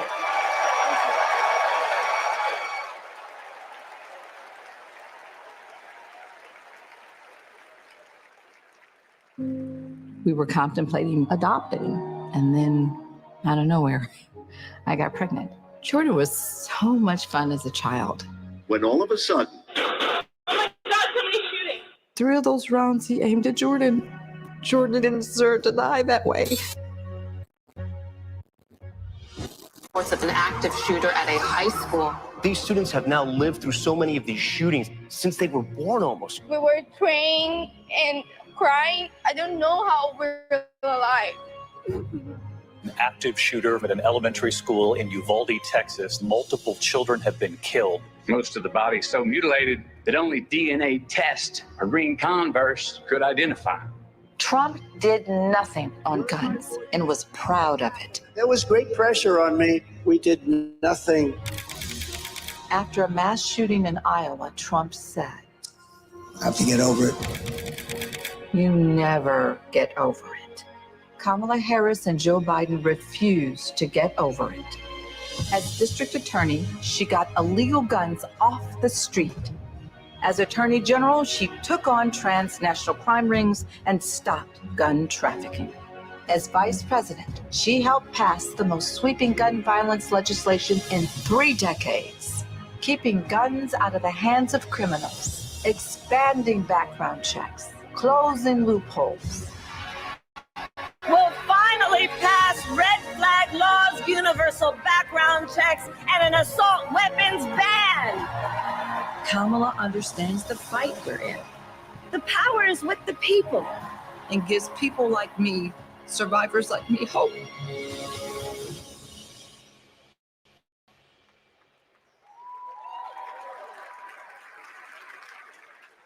When I worked for Every Town Please for Gun welcome Safety, Georgia Representative Lucy McBath.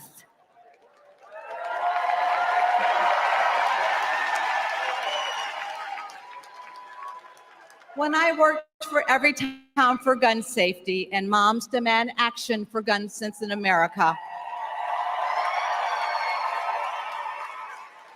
I saw firsthand the power of telling our stories. You've just heard mine, but there are cash rules everything around me. Queen, get the money. Dollar bill, yo. On December 14th, 2012, I walked into Sandy Hook School. I stopped at the office, chatted with my principal, then started my day with my second graders. Suddenly, a loud crash, like metal folding chairs falling. 154 gunshots blaring. Hiding in the coats, trying to sing with my students, trying to read to them, trying to drown out the sounds. Terror, crying, running. I carry that horrific day with me. 20 beautiful first grade children and 6 of my beautiful colleagues were killed. They should still be here.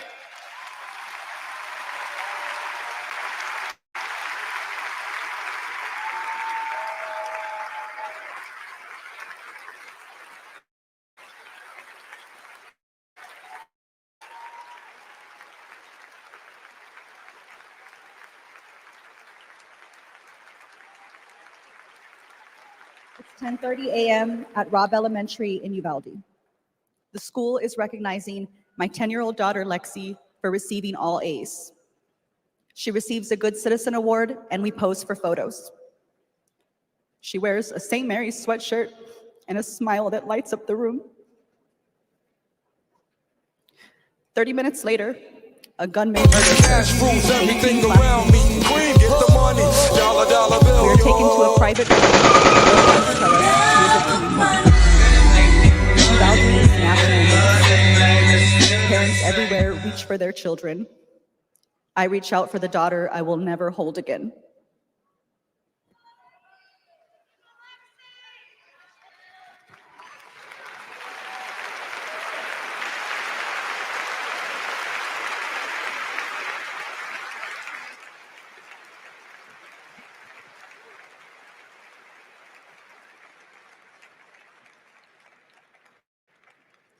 My niece, Sandy Patrice, was 22.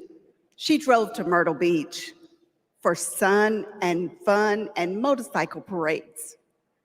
Hours later, my phone rang. Shooting on the beach. No one can find Sandy. I stayed calm. You see, my mother, Patricia Ann, had been shot and killed by an abusive partner. I was calm then too. I got to handling business. I called relatives, the police, hospitals, and I kept calling, voice steady, heartbeat pulsing. Then I was connected to the coroner. How do you think that we fund this organization, huh? We're not exactly the March of Dimes. I'll keep calling, and I'll keep fighting.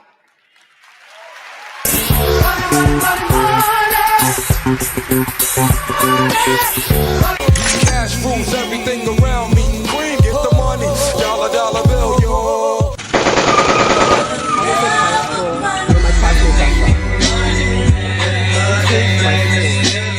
Instead about worrying about taking a test, I started worrying about living to take another test. They say schools are for learning, and I did learn a lot that day. I learned how to run, how to hide and drop, that what happens in the news can happen to me. But I learned something else too, that we can write and must write a new story if we choose to.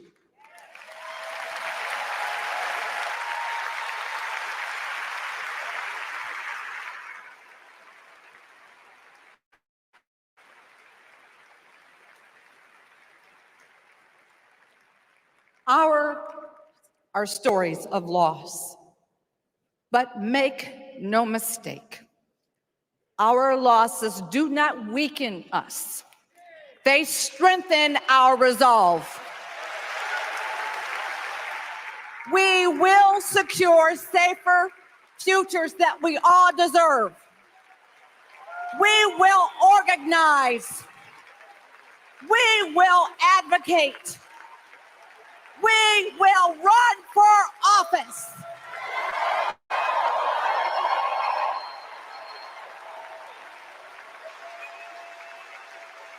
And we will join with Americans from small towns and big cities to keep our communities safe.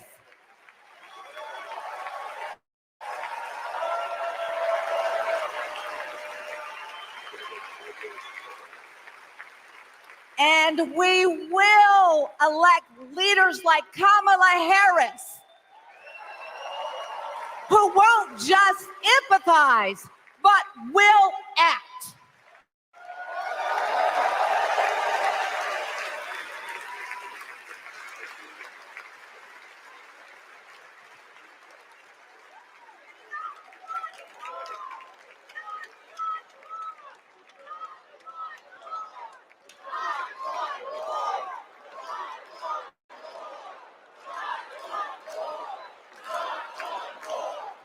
Please welcome former Arizona Representative Gabby Giffords.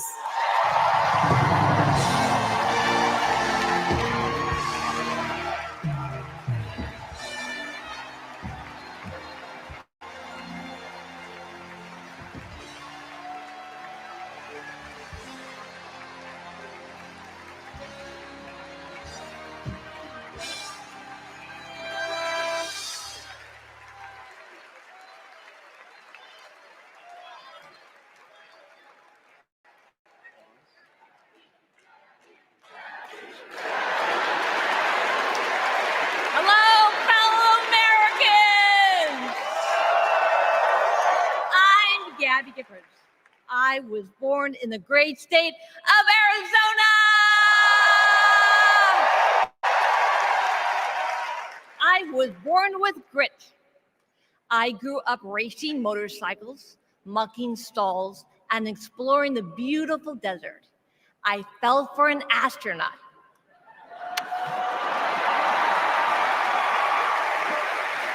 For 5 years, I served in Congress from a swing district. Everybody called me a rising star. Then on January 8th, 2011, a man tried to assassinate me. He shot 19 people. He killed 6. Terrible, terrible day. I almost died, but I fought for my life and I survived.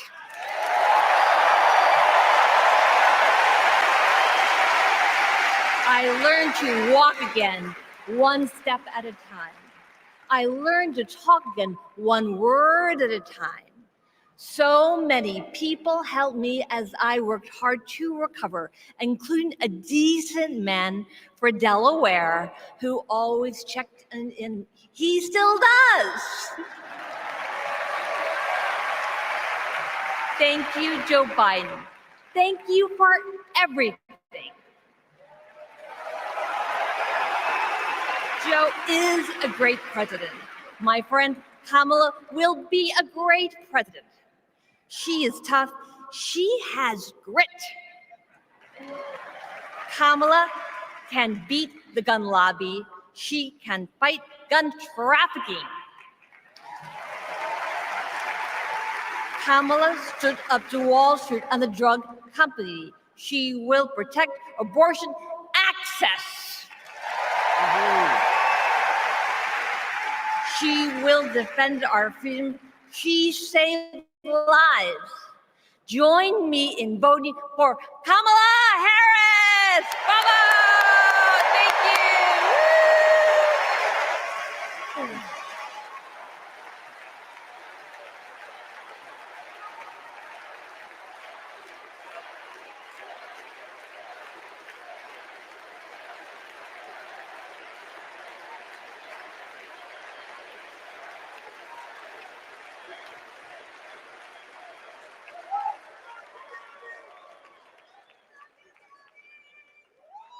Don't know why, but I feel like I had the honor of meeting Vice President Harris when I got to introduce her when she spoke at my high school about gun violence. Parkland happened, and all I could think about is that I wanted to keep my kids safe. On July 4th, 2022, I was next in line to walk in the Highland Park Independence Day Parade when gunshots erupted. 7 people were shot and killed, and 48 more were injured. Vice President Harris has been a gun sense champion since she was our California AG. We have 2 options in November. We have Kamala Harris, who has already proven her leadership in the Biden-Harris administration. They passed the first ever comprehensive gun reform in 30 years. Meanwhile, Donald Trump has cozied up to the NRA and the gun lobby. I'm the king of the world. You will bow down, bitches. And committed but he about everything come he bang. Said he slept 1,000 women straight up lying. Please welcome 3-time Grammy-winning singer-songwriter and global pop icon, I'm not spending the time on the ladies, but we all know he's just frontin' like crazy. Said he's a music producer, but it's all fake. Just a mask he wears, and it's all a mistake. Simping water is where the lies, claiming things that he just never tries. What we see through is the sign. Plain to see, simping water, you can't fool me.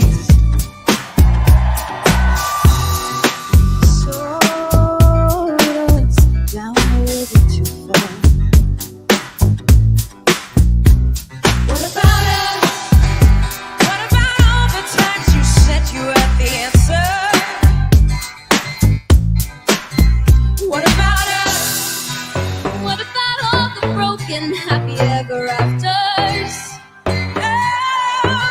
What about us? Simping water, you can't fool me. What about love? Simping water, you can't fool me. We have problems to be solved. We are children that need to be loved. We were willing, we came when you called. But man, you fooled us. Enough is enough. Oh, what about us? What about all the times you said you had the answer? What about us? What about all the broken happy ever afters? Oh, what about us? What about all the plans that ended in disaster? Oh, what about love? What about trust? What about us? Sticks and stones, they may break these bones, but then are you ready? Are you ready? I don't want control, I want to let go. I'll be ready. Now it's time to let them know.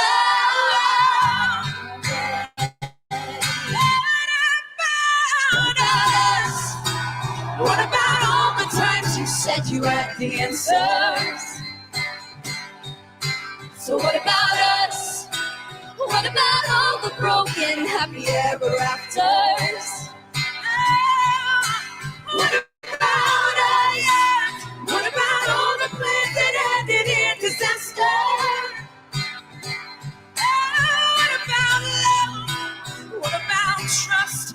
What about us? What about us? What about us? What about us?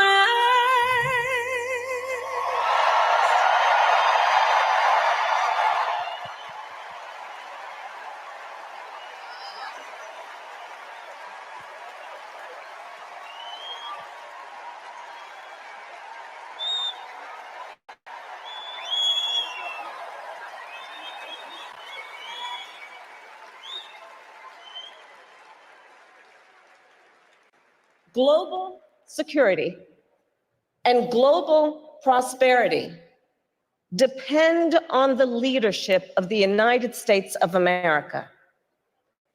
And a strong America remains indispensable to the world. Our democratic ideals of freedom and liberty inspire billions, and our military is the strongest in the world. Our military is a force that underwrites global stability and our national security.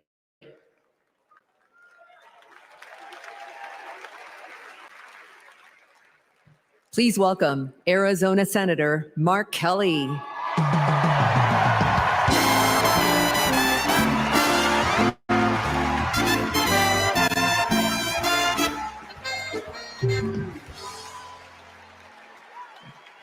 Hello, Chicago. Hello, Democrats.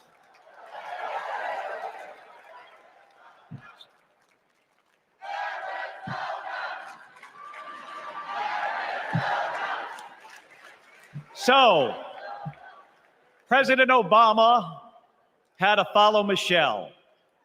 I had to follow Gabby and Pink.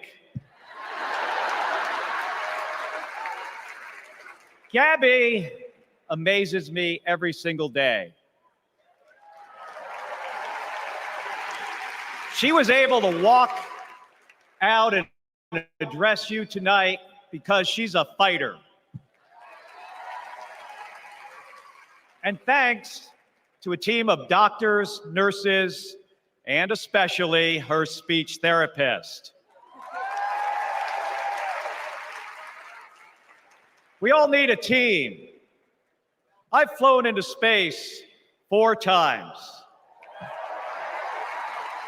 I've flown into combat nearly 40 times.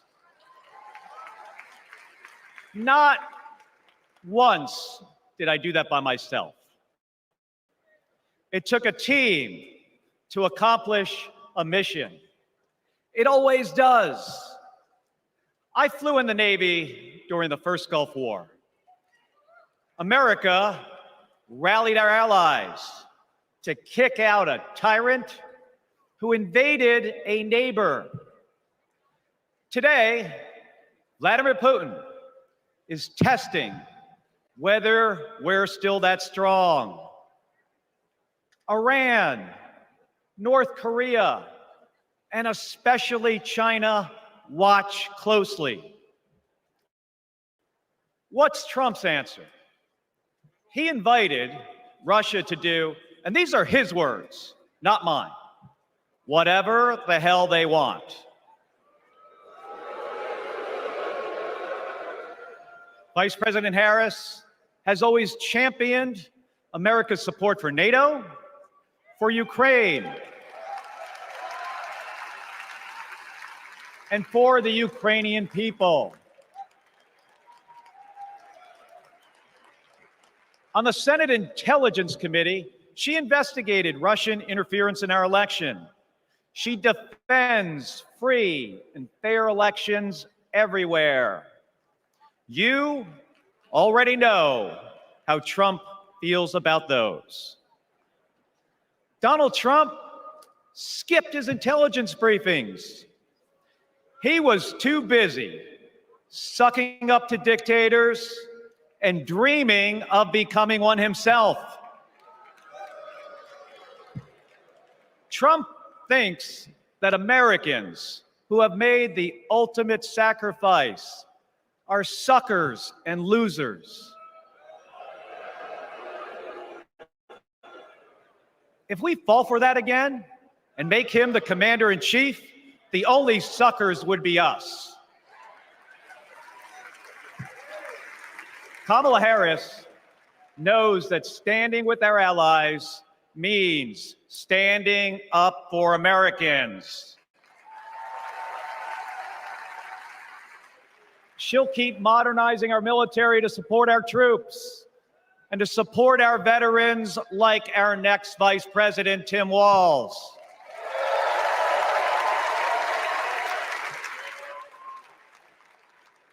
The world laughs at Trump, literally. But folks, it is not funny. When he was president, that meant the world was laughing at us. The threats we face are too serious.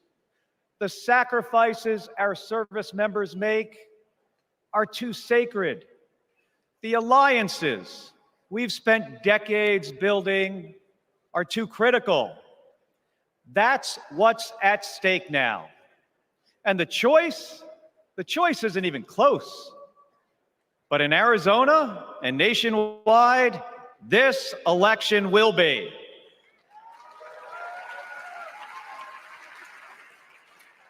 We'll win in the same way we launch rockets into space and land fighter jets on an aircraft carrier as one team on one mission. State by state, voter by voter, coming together. No country is better than ours at solving big problems. So, on November 5th, let's prove that America is still the leader the world needs today by electing the leader we need right now, Kamala Harris. Thank you, everybody. Thank you.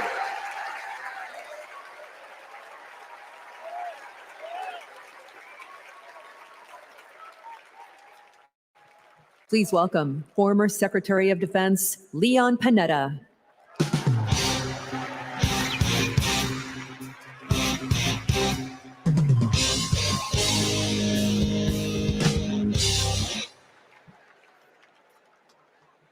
My fellow Americans, I'm proud to have served in the Army, the Congress, the White House, Chief of Staff, CIA Director, and Secretary of Defense.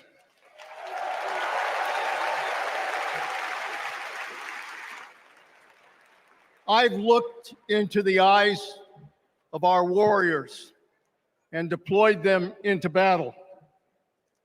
I gave the order directing our Special Operations Forces to fly 2 helicopters 150 miles into Abbottabad at night. And by the time the sun rose, Osama bin Laden was dead.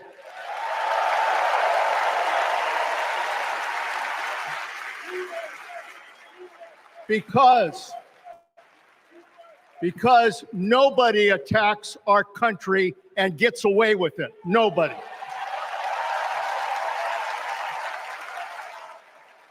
That's what our warriors do. That's what our warriors do.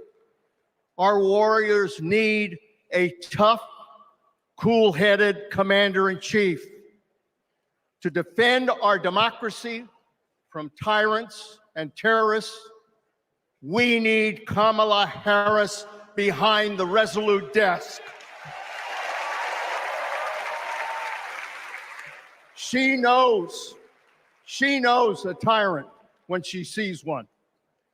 And our allies know a leader when they see one. On the Senate Intelligence Committee and as Vice President, she worked with more than 150 world leaders.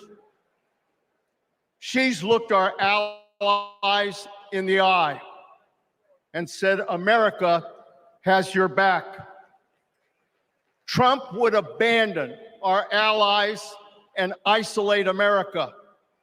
We tried that in the 1930s.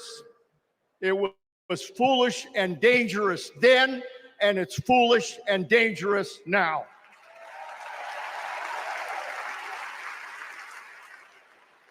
Listen to President Reagan. President Reagan, isolationism never was and never will be an acceptable response to tyrannical governments. Never. Trump tells tyrants like Putin they can do whatever the hell they want. Kamala Harris tells tyrants, the hell you can, not on my watch. She's worked with President Zelensky to fight back against Russia. She knows that protecting their democracy protects our democracy as well. Look, Donald Trump does not understand the world, and he does not understand the service and sacrifice of our military. Our fallen veterans are not suckers. They are not losers. They are our heroes.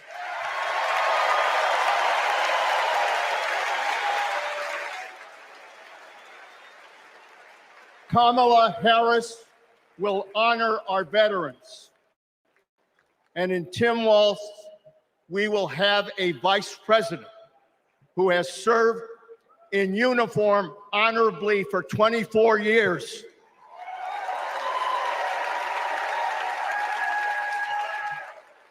Kamala Harris understands this moment.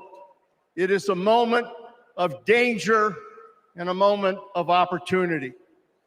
She'll keep America's military the strongest in the world, the strongest ever known. And she understands what our military is for.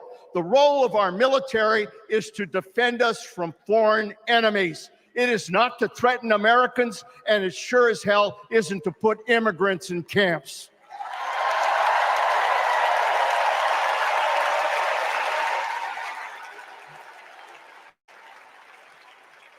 Every president since World War II, Republican and Democrat, has shared the belief that America must protect democracy in the world. Every president has honored our veterans and their sacrifices. Every president, but one. So we face a critical choice: to vote for someone who stands with our military and stands up for democracy, or someone who will disrespect our heroes and undermine our democracy. My fellow Americans, there is only one choice. One choice. And let me tell you something. When she takes her oath of office, as she will this January,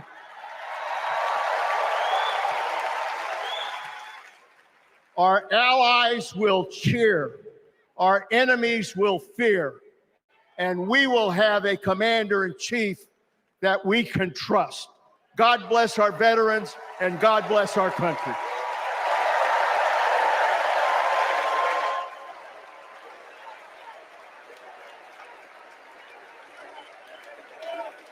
Please welcome Arizona Representative Ruben Gallego.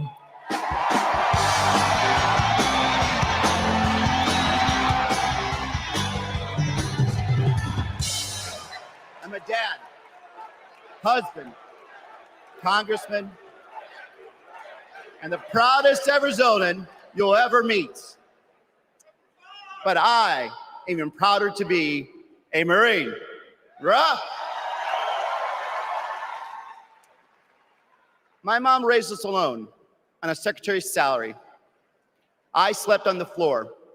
I worked every job I could: meat packing, construction, making pizzas. I made it to Harvard with no money or connections. Other kids were happy because they were at Harvard. I was happy because I finally had a mattress. Then I enlisted, fought alongside my brothers with Lima 325 in Iraq. They called us Lucky Lima. but our luck ran out. We saw some of the heaviest combat of the war. And when we got home, the government failed to help us readjust.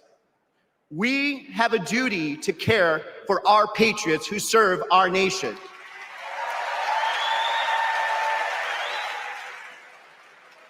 For the Vietnam How do you think that we fund this organization, huh? We're not exactly the marching dimes. Pittsburgh, who finally got treatment for his PTSD. For the Marine in Milwaukee, who relies on the benefits she earned. For my Navajo brothers and sisters who serve the Marines with me, I remember you too. Kamala Harris and Tim Walz are fighting for them. Kamala Harris has delivered more benefits to more veterans than you let him hit it raw. You didn't have second thoughts. Now you're a single mom. Now you're a single mom. Vice President Harris has stood up for us and our families always. Tim Walz served for 24 years. His passion for veterans earned him respect on both sides of the aisle, and he stands with us too. In fact, let me introduce you to some of the many Democrats who understand what service means, because we put country over politics. We were proud to wear the uniform. And we're proud serving our country. How do you think that we fund this organization, huh? We're not exactly the marching dimes. The U.S. House and the Senate. These veterans represent the best of our country. We stand united as veterans, Democrats, and patriots to fight for everyone who serves.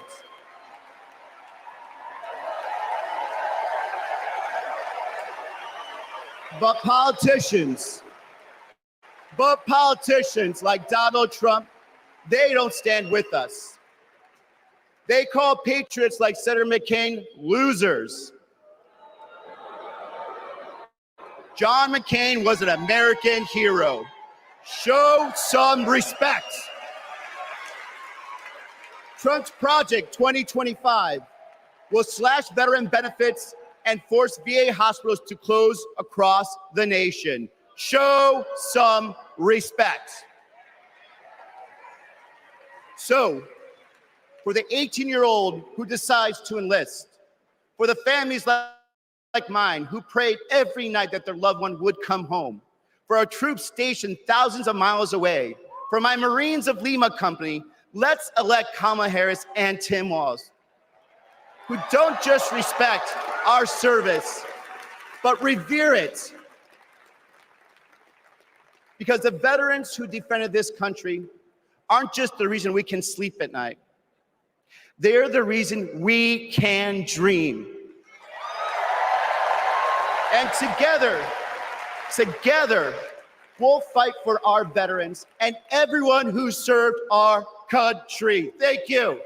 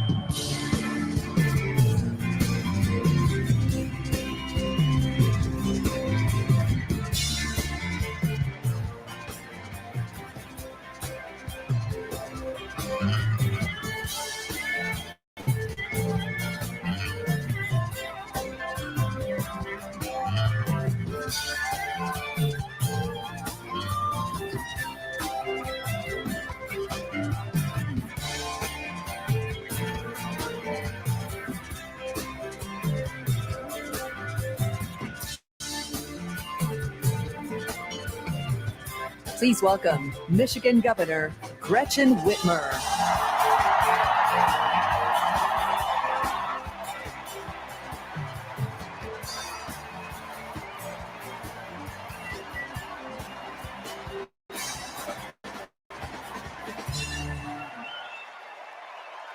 I'm Governor Gretchen Whitmer.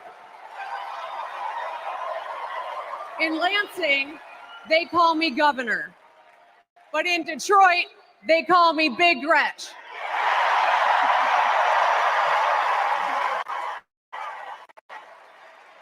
Donald Trump called me that woman from Michigan as an insult. Being a woman from Michigan is a badge of honor.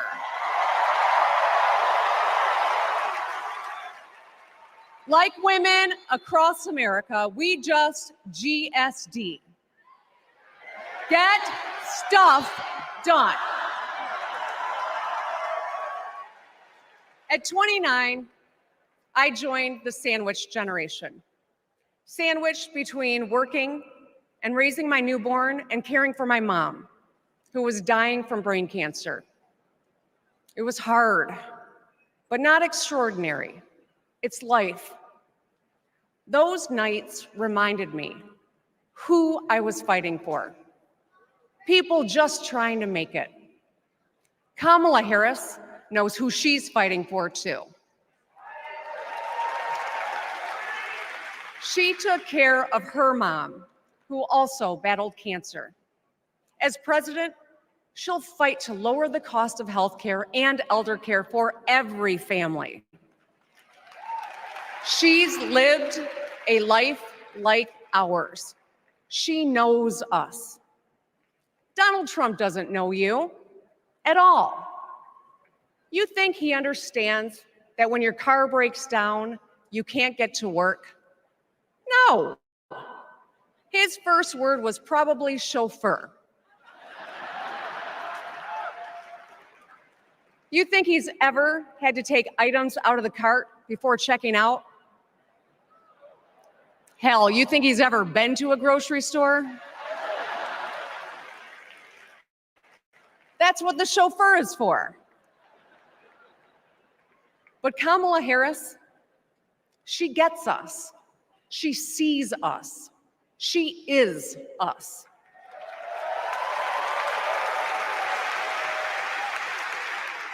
Look, we've all lived through a lot of history over the past few years. Floods and fires, an attempted coup, a plot, and a pandemic. It's exhausting.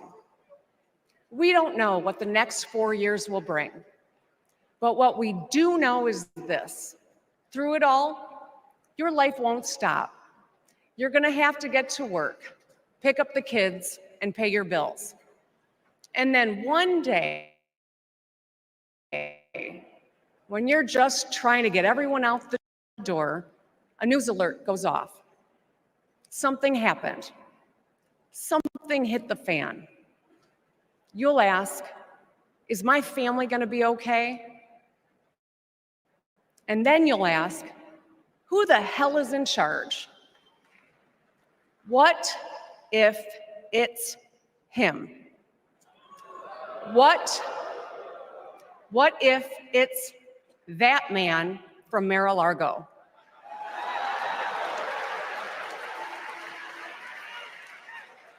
I know, in a crisis, we need someone strong enough to come up with a plan, to tell the truth, and to bring people together.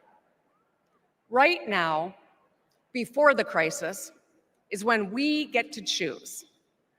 Why wouldn't we choose the leader who's tough, tested, and a total badass?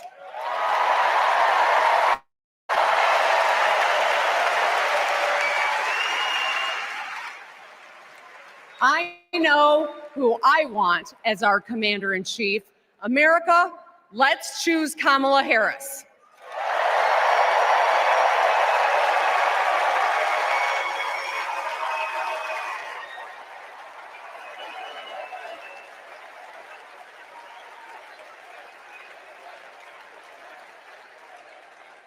Please welcome actress, director, and philanthropist, Eva Longoria.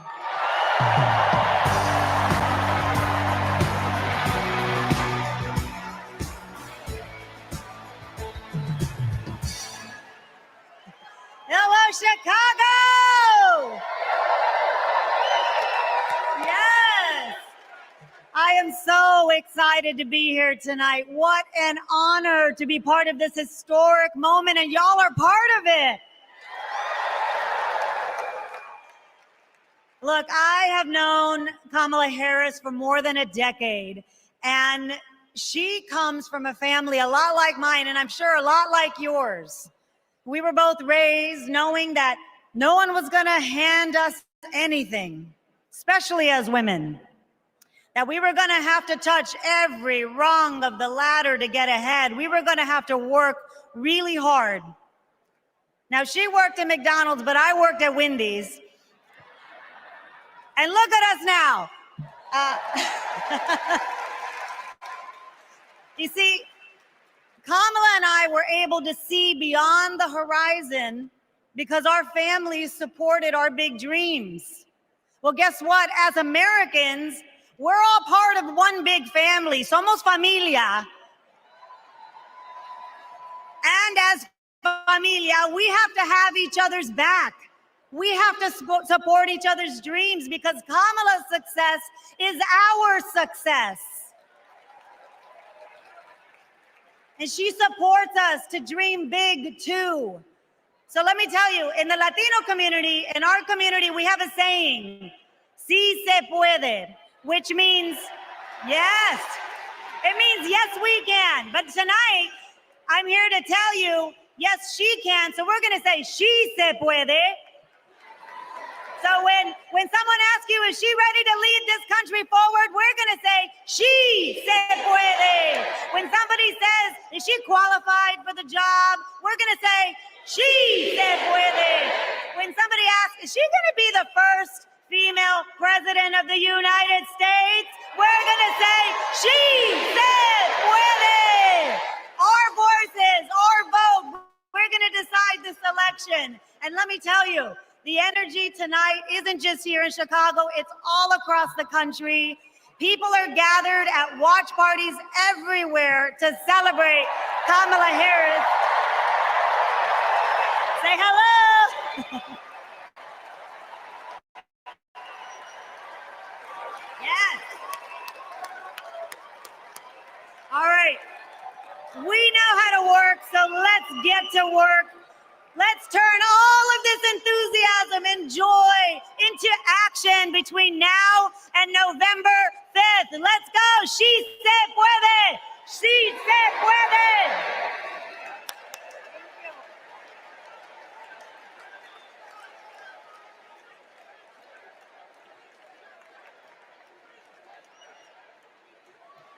Please welcome former Illinois Republican Representative Adam Kinzinger.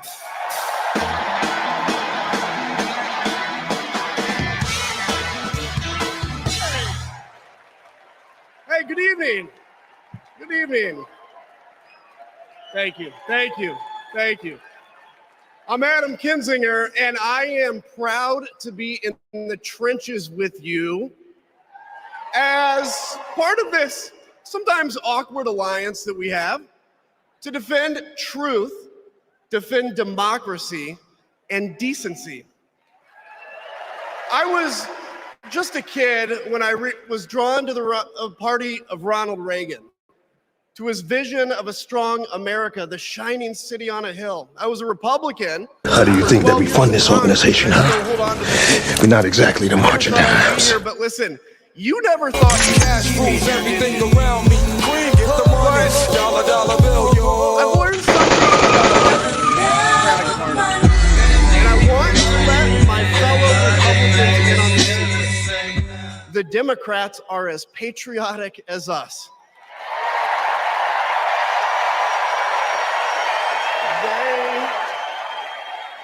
They love this country just as much as we do.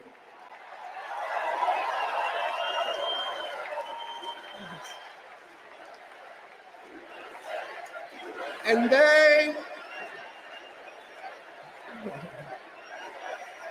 they are as eager to defend American values at home and abroad as we conservatives have ever been.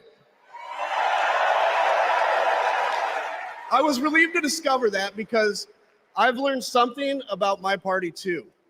something I couldn't ignore. The Republican Party is no longer conservative. It has switched its allegiance from the principles that gave it purpose to a man whose only purpose is himself. Donald Trump is a weak man pretending to be strong. He is a small man pretending to be big. He's a faithless man pretending to be righteous. He's a perpetrator who can't stop playing the victim. He puts on, listen, he puts on quite a show, but there is no real strength there. As a conservative and a veteran, I believe true strength lies in defending the vulnerable. It's in protecting your family. It's in standing up for our Constitution and our democracy. That is the soul of being a conservative. It used to be the soul of being a Republican, but Donald Trump has suffocated the soul of the Republican Party. His fundamental weakness has coursed through my party like an illness, sapping our strength, softening our spine, whipping us into a fever that has untethered us from our values. Our democracy was frayed by the events of January 6th, as Donald Trump's deceit and dishonor led to a siege on the United States Capitol. That day, I stood witness to a profound sorrow, the desecration of our sacred tradition of peaceful transition of power, tarnished by a man too fragile, too vain, and too weak to accept defeat.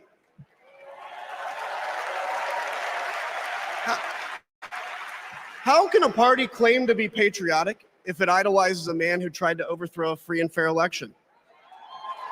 How can a party claim to stand for liberty if it sees a fight for freedom in Ukraine, an attack pitting tyranny against democracy, a challenge to everything our nation claims to be, and it retreats, it equivocates, it nominates a man who is weirdly obsessed with Putin? And his running mate who said, quote, "I don't care what happens in Ukraine." Yeah, he wants to be vice president. Yeah. How can a party claim to be conservative when it tarnishes the gifts that our forebears fought for? Men like my grandfather, who served in World War II, who believed in a cause bigger than himself, and he risked his life for it behind enemy lines. To preserve American democracy, his generation found the courage to face down armies. Listen, all we're asked to do is to summon the courage to stand up to one weak man.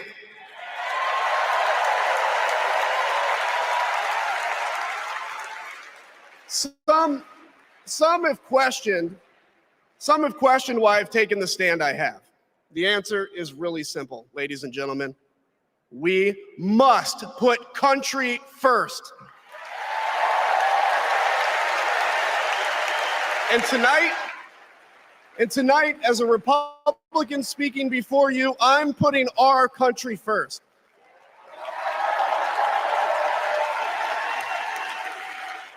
Because the fact is, I do belong here. I know Kamala Harris shares my allegiance to the rule of law, the Constitution, and democracy. And she is dedicated to upholding all three in service to our country. Whatever policies we disagree on pale in comparison with those fundamental matters of principle, of decency, and of fidelity to this nation.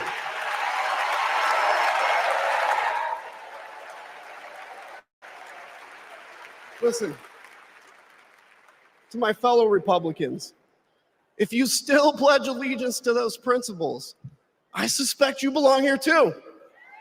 Because democracy knows no party. It's a living, breathing ideal that defines us as a nation. It's the bedrock that separates us from tyranny And when that foundation is fractured, we must all stand together, united, to strengthen it.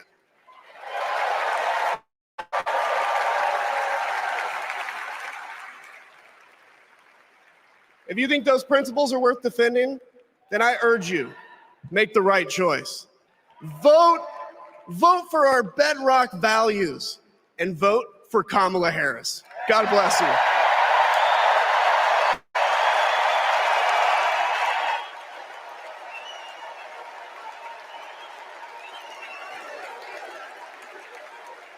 Please welcome lawyer, policy advocate, and sister of the Vice President, Maya Harris.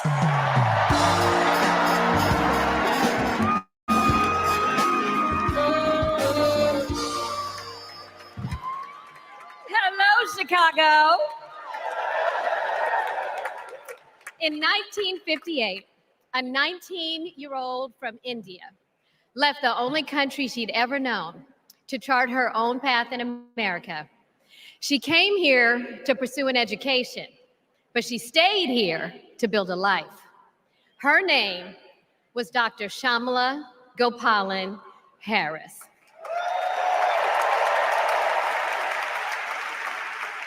But we called her Mommy. Mommy was so many things to so many people: a civil rights activist, a scientist, a devoted mother to her 2 little girls. But most of all, Mommy was a trailblazer who defied the odds and defined herself. And when it came to Kamala and me, Mommy had great expectations for us, but she had even greater expectations of us. She raised us to believe that we could be and do anything. And we believed her. You see, Mommy understood the power and the possibility that come with knowing and showing who you truly are. She knew we could be the authors of our own stories, just as she'd been the author of her own.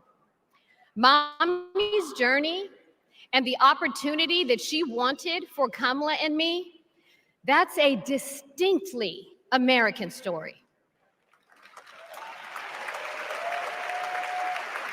We may all have different histories, different struggles, or different perspectives, but what binds us together is the fervent desire to be free, to fulfill our God-given potential. Kamala's entire life has been about fighting for each of us to have that freedom. And like so many Americans, Kamala knows what it's like to be underestimated and be counted out. She knows what it's like to be the underdog and yet still beat the odds. And now she has created so much electricity, so much optimism, so much joy throughout the nation, and it is why we need her leadership in this historic moment.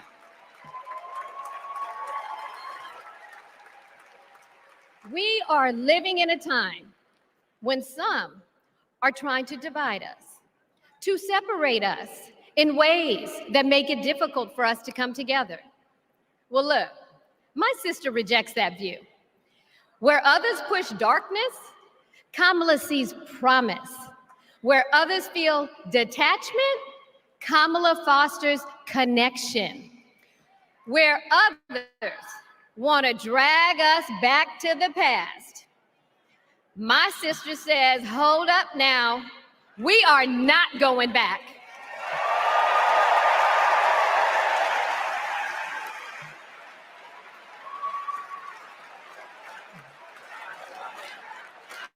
Because Kamala understands we have so much more in common than what separates us. She knows the measure of our success isn't just winning an election. It's about who we bring along and lift up in the process.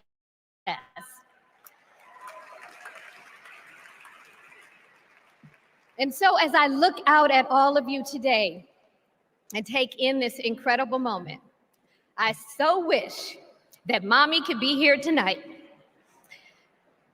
I can just see her smiling, saying how proud she is of Kamala. And then, without missing a beat, she say, "That's enough, you got work to do." She would tell all of us to roll up our sleeves and get to work, to elect a leader who sees the potential in each of us, a leader who cares for all of us, a leader who fights for every one of us. Our Democratic nominee, my big sister, the next president of the United States, Kamala Harris.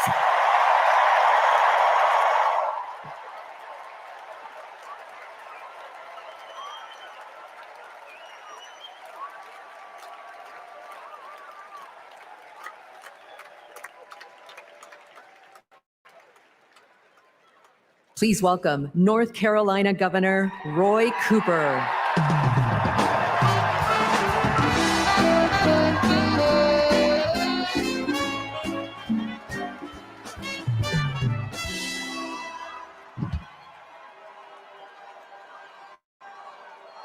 Hello, America. I'm Roy Cooper, the last guy standing between you and the moment we're all waiting for. So I'm going to get right to it. All week, you've heard stories about my friend Kamala. I want to take you behind the scenes of one of them. 2011 was a rough time for American homeowners. Hundreds of thousands were losing their homes to illegal foreclosure. I was Attorney General in North Carolina, while Kamala had just become California's. All the AGs were close to a settlement with the big banks, and it was a pretty good deal. Would have meant $4 billion for California families who'd been ripped off. I know that sounds like a lot, but Kamala said, hang on a minute. I've met these families. I know what they've been through, and they deserve more. She went toe-to-toe with some of the world's most powerful executives, and she refused to give in. Let me tell you, this was a huge risk, but she knew it was a risk worth taking. That's Kamala. And we all know what happened. The banks caved. That $4 billion for California families became $20 billion. That was the first time I witnessed Kamala in action. And what I saw was a leader who does exactly what she says she's going to do, who never will settle for less. America, we got a lot of big fights ahead of us. And we've got one hell of a fighter ready to take them on. I know that because I know her. And tonight, I want the American people to know, even if you don't agree with her on everything, Kamala Harris will fight for you to the very end. For families who need better health care or a safer place to live, Kamala will fight for you. For parents who want better schools for their kids, for workers worried about a secure retirement for themselves, Kamala will fight for you. For any one of our allies, anywhere in the world, wondering if America still has your back, remember this: Kamala will fight for you. And when she fights, we win. Kamala's ready. Kamala's ready. The question is, are we? Are we going to stand up and fight for Kamala like she'll stand up and fight for us? All right. If you're ready, my home state of North Carolina, stand up. Stand up, Pennsylvania. Stand up, Michigan. Stand up, Wisconsin. Stand up, Georgia. Stand up, Nevada. Stand up, Arizona.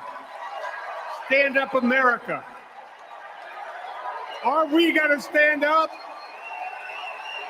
Are we going to fight? Are we going to vote?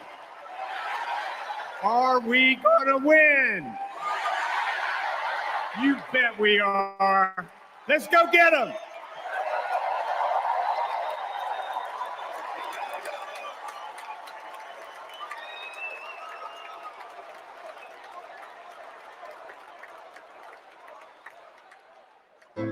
She grew up in a tight-knit neighborhood. It was the kind of place where your neighbor would look after you when school let out, where your first-grade teacher would show up at your law school graduation. It's where Kamala Harris learned what it means to be in the middle class, making every paycheck count. She was raised by a working mom who taught her about standing up for what's right and protecting the people you love. Kamala carries the lessons of our mother, the fighting spirit of our mother, the compassion. She was all of 5 feet tall. If you met her, you would have thought she was 7 feet tall. And our mother, if I'd ever come home complaining about anything, she wouldn't have it. The first thing she'd say is, well, just stop the complaining. Just tell me what you're going to do about it. And since she was a young girl, Kamala Harris has been fighting for families like the ones she grew up with. That is Kamala. She can't help herself from standing up for people and standing up for what she thinks is right. She has been that way our whole lives. Being a protector is what led her to become a prosecutor. Looking back now, I could say it was her calling. As a courtroom prosecutor, she went after predators who targeted women and children, and fraudsters who ripped off working families. And she put dangerous gang members and human traffickers behind bars. We didn't have partnerships with DOJ or FBI or DEA or any of those law enforcement agencies.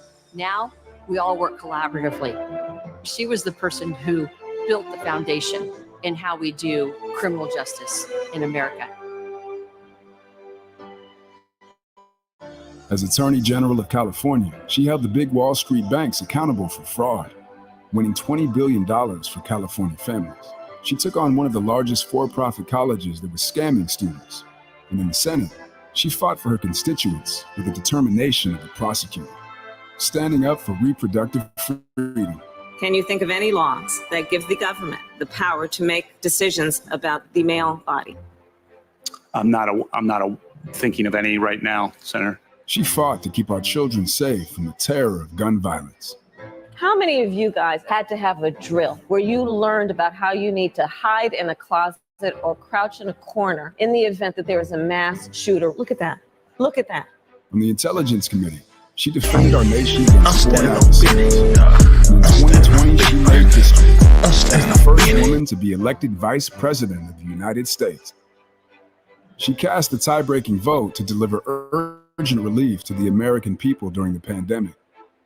She beat Big Pharma to lower prescription drug costs and capped the cost of insulin, and led the fight to restore reproductive rights after Roe v. Wade was overturned.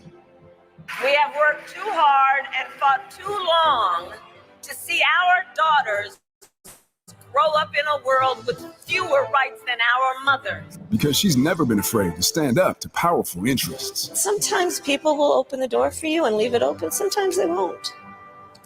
And then you need to kick that door down. Excuse my language. Now, she's running for president, still fighting for families like the one she grew up with. Our campaign is about saying we trust the people. We're saying we just want fairness. We want dignity for all people. And we are a work in progress. We haven't yet quite reached all of those ideas. But we will die trying because we love our country. We believe in our country. We're not falling for these folks who are trying to divide us, trying to pull us apart. We know what we stand for, and we stand for the people, and we stand for the dignity of work, and we stand for freedom. We stand for justice. We stand for equality. And so we will fight for all of it. That's who Kamala Harris is. That's what she believes, and that's what she'll fight for every day. The Democratic nominee for president, Vice President of the United States of America, Kamala Harris.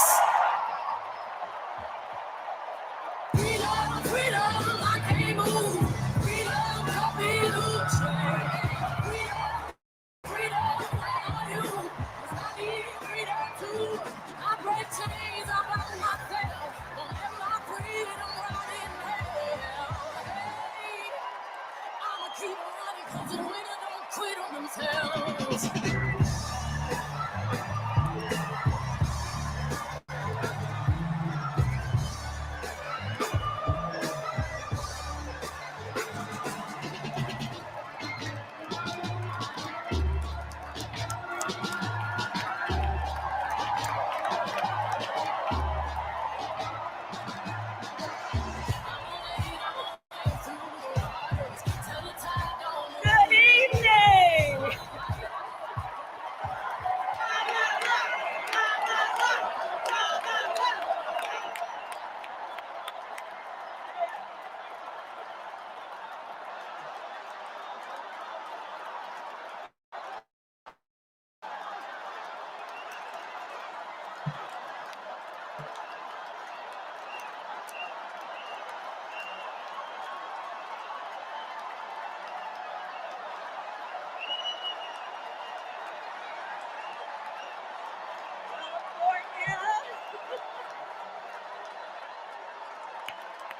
Good evening, everyone. Good evening. Good evening.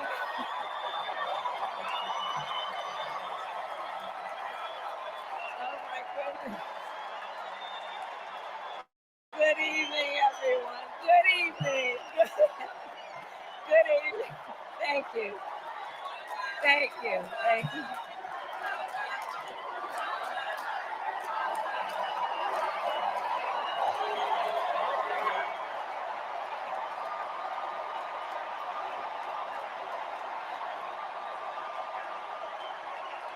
Good evening.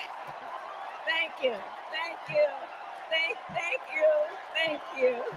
Thank you, everyone. Thank you. Thank you. Thank you. Thank you all.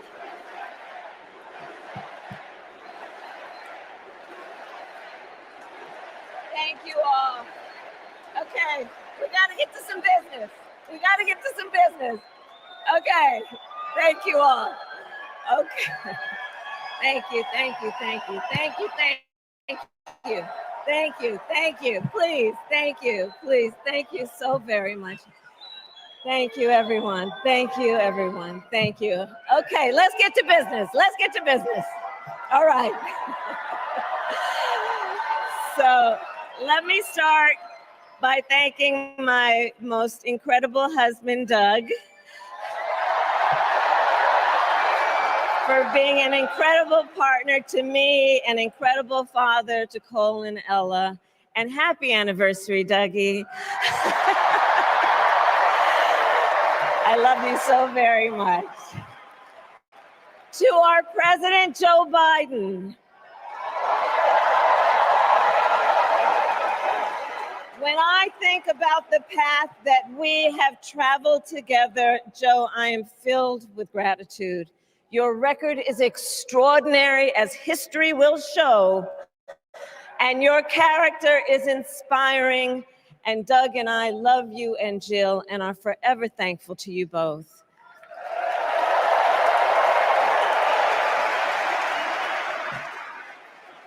And to Coach Tim Walz,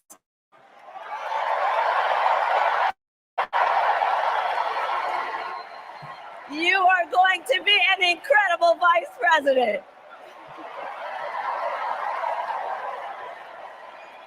And to the delegates and everyone who has put your faith in our campaign, your support is humbling.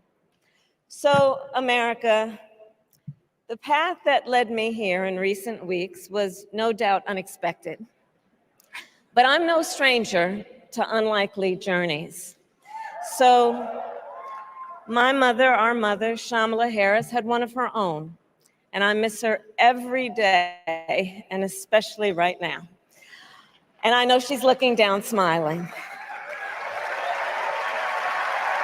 I know that. So my mother was 19 when she crossed the world alone, traveling from India to California with an unshakable dream to be the scientist who would cure breast cancer.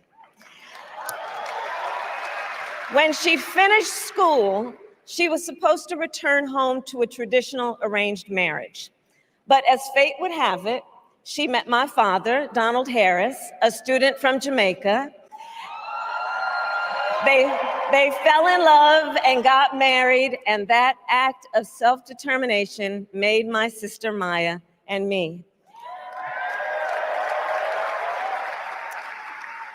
Growing up, we moved a lot.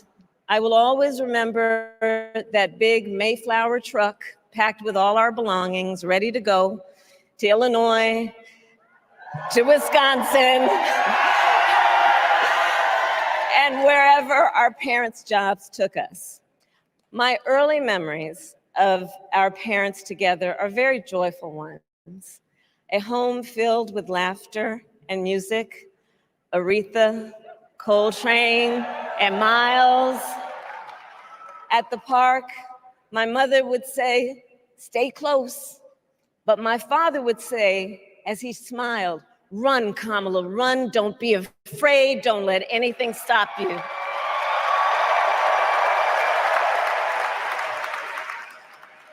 From my earliest years, he taught me to be fearless.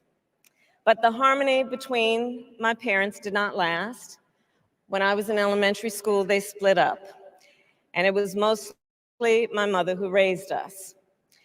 Before she could finally afford to buy a home, she rented a small apartment in the East Bay. In the Bay, you either live in the hills or the flatlands. We lived in the flats. A beautiful working class neighborhood of firefighters, nurses, and construction workers, all who tended their lawns with pride. My mother, she worked long hours, and like many working parents, she leaned on a trusted circle to help raise us. Mrs. Shelton, who ran the daycare below us and became a second mother. Uncle Sherman, Aunt Mary, Uncle Freddie, Auntie Chris, none of them family by blood, and all of them family by love.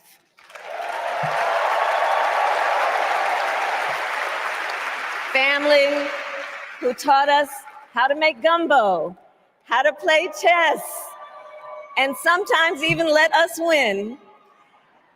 Family who loved us, believed in us, and told us we could be anything and do anything. They instilled in us the values they personified: community, faith, and the importance of treating others as you would want to be treated, with kindness, respect, and compassion. My mother was a brilliant, 5-foot-tall, brown woman with an accent. And as the eldest child, I saw how the world would sometimes treat her.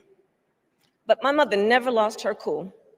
She was tough, courageous, a trailblazer in the fight for women's health, and she taught Maya and me a lesson that Michelle mentioned the other night.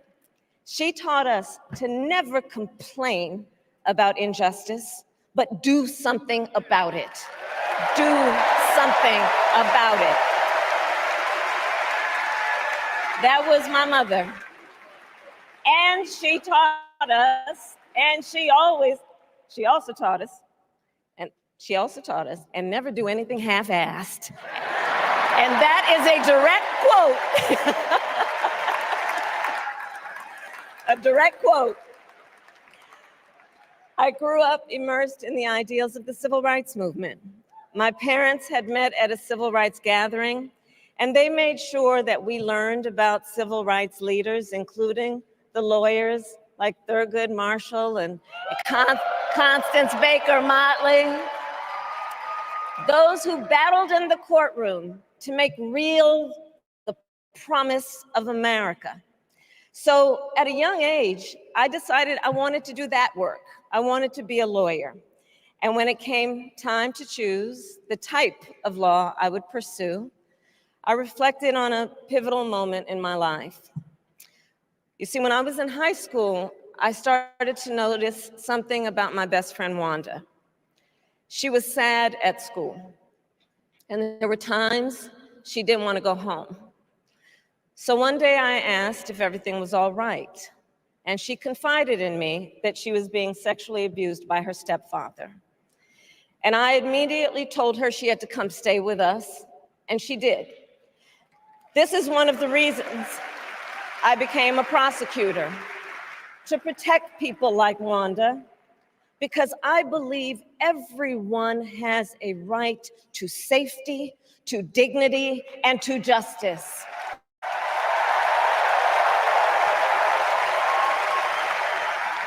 As a prosecutor, when I had a case, I charged it not in the name of the victim, but in the name of the people. For a simple reason. In our system of justice, a harm against any one of us is a harm against all of us.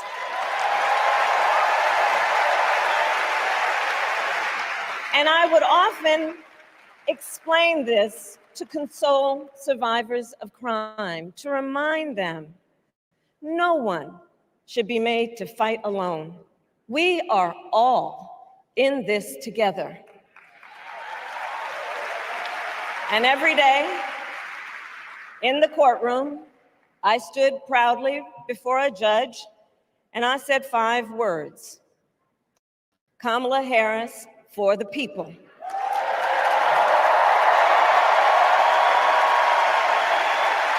And to be clear, my entire career, I've only had one client, the people. And so, on behalf of the people, on behalf of every American, regardless of party, race, gender, or the language your grandmother speaks, on behalf of my mother and everyone who has ever set out on their own unlikely journey, on behalf of Americans like the people I grew up with, people who work hard, chase their dreams, and look out for one another, on behalf of everyone whose story could only be written in the greatest nation on earth, I accept your nomination to be President of the United States of America.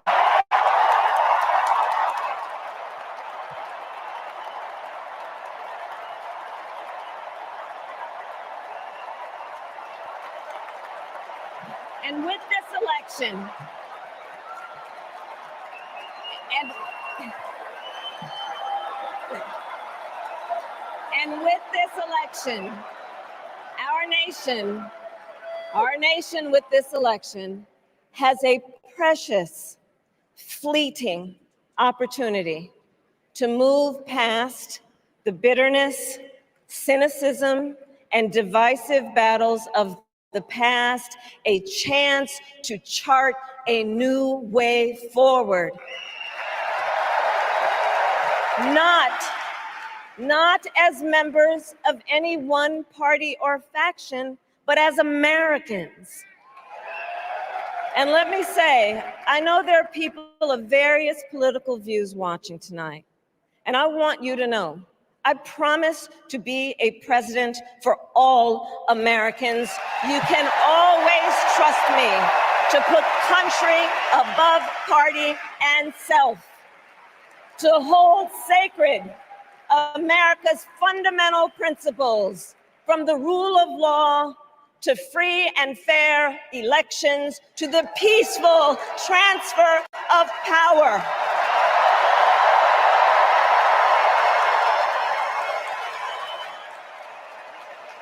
I will be a president who unites us around our highest aspirations, a president who leads and listens, who is realistic, practical, and has common sense, and always fights for the American people. From the courthouse to the White House, that has been my life's work. As a young courtroom prosecutor in Oakland, California, I stood up for women and children against predators who abuse them.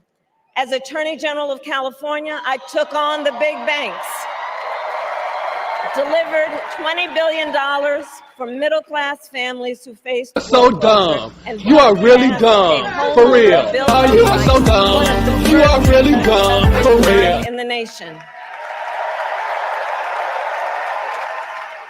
I stood up for veterans and students being scammed by big for-profit colleges, for workers who are being cheated out of their wages, the wages they were due, for seniors facing elder abuse. I fought against the cartels who traffic in guns and drugs and human beings, who threaten the security of our border and the safety of our communities. And I will tell you, these fights were not easy, and neither were the elections that put me in those offices. We were underestimated at practically every turn, but we never gave up, because the future is always worth fighting for. And that's the fight we are in right now, a fight for America's future. Idiots! I'm surrounded by incompetent idiots! This election, I've got morons! is not only I've got morons on my team! It is one of the most important in the life of our nation. In many ways, Donald Trump is an unserious man. But the consequences of putting Donald Trump back in the White House are extremely serious. Consider not only the chaos and calamity when he was in office, but also the gravity of what has happened since he lost the last election. Donald Trump tried to throw away your votes. When he failed, he sent an armed mob to the United States Capitol, where they assaulted law enforcement officers. When politicians in his own party begged him to call off the mob and send help, he did the opposite. He fanned the flames. And now, for an entirely different set of crimes, he was found guilty of fraud by a jury of everyday Americans, and separately found liable for committing sexual abuse. And consider what he intends to do if we give him power again. Consider his explicit intent to set free violent extremists who assaulted those law enforcement officers at the Capitol. His explicit intent to jail journalists, political opponents, and anyone he sees as the enemy. His explicit intent to deploy our active duty military against our own citizens. Consider the power he will have, especially after the United States Supreme Court just ruled that he would be immune from criminal prosecution. Just imagine Donald Trump with no guardrails,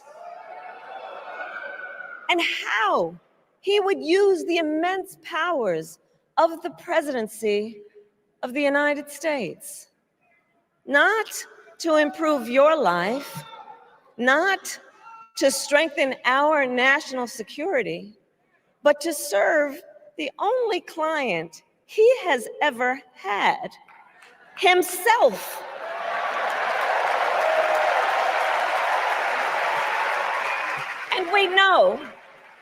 And we know what a second Trump term would look like. It's all laid out in Project 2025, written by his closest advisors, and its sum total is to pull our country back to the past. But America, we are not going back. We are not going back. We are not going back. We are not going back to when Donald Trump tried to cut Social Security and Medicare. We are not going back to when he tried to get rid of the Affordable Care Act, when insurance companies could deny people with pre-existing conditions. We are not going to let him eliminate the Department of Education that funds our public schools.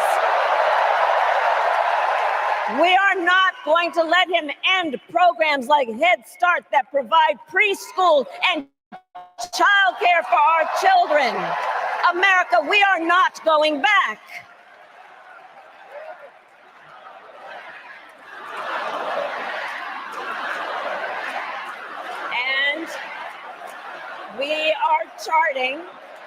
And we are charting a new way forward. Forward to a future with a strong and growing middle class, because we know a strong middle class has always been critical to America's success. And building that middle class will be a defining goal of my presidency.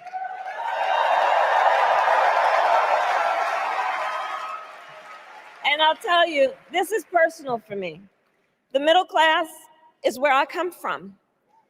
My mother kept a strict budget.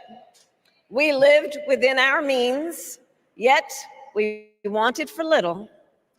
And she expected us to make the most of the opportunities that were available to us and to be grateful for them. Because as she taught us, opportunity is not available to everyone. That's why we will create what I call an opportunity economy, where everyone has the chance to compete and a chance to succeed. Whether you live in a rural area, small town, or big city. And as president, I will bring together labor and workers and small business owners and entrepreneurs and American companies to create jobs, to grow our economy, and to lower the cost of everyday needs like healthcare and housing and groceries. We will provide access to capital for small business owners and entrepreneurs and founders. And we will end America's housing shortage and protect Social Security and Medicare. Now compare that to Donald Trump, because I think everyone here knows he doesn't actually fight for the middle class. He doesn't actually fight for the middle class. Instead, he fights for himself and his billionaire friends. And he will give them another round of tax breaks that will add up to $5 trillion to the national debt. And all the while, he intends to enact what in effect is a national sales tax, call it a Trump tax, that would raise prices on middle-class families by almost $4,000 a year. Well, instead of a Trump tax hike, we will pass a middle-class tax cut that will benefit more than 100 million Americans.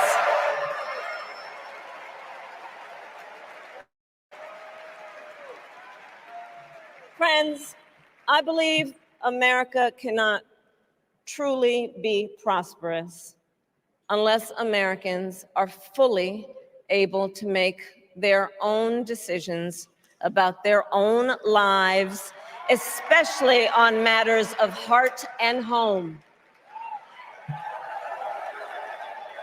But tonight, in America, too many women are not able to make those decisions. And let's be clear about how we got here. Donald Trump handpicked members of the United States Supreme Court to take away reproductive freedom. And now he brags about it. In his words, quote, "I did it and I'm proud to have done it," end quote. Well, I'll tell you, over the past 2 years, I've traveled across our country, and women have told me their stories. Husbands and fathers have shared theirs. Stories of women miscarrying in a parking lot, developing sepsis, losing the ability to ever again have children, all because doctors are afraid they may go to jail for caring for their patients. Couples just trying to grow their family, cut off in the middle of IVF treatments. Children who have survived sexual assault, potentially being forced to carry a pregnancy to term. This is what's happening in our country because of Donald Trump. And understand, he is not done. As a part of his agenda, he and his allies would limit access to birth control, ban medication abortion, and enact a nationwide abortion ban with or without Congress. And get this,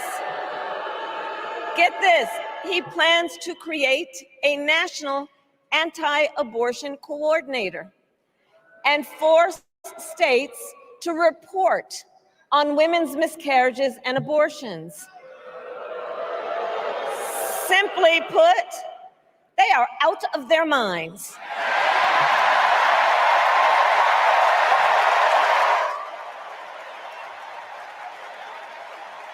And one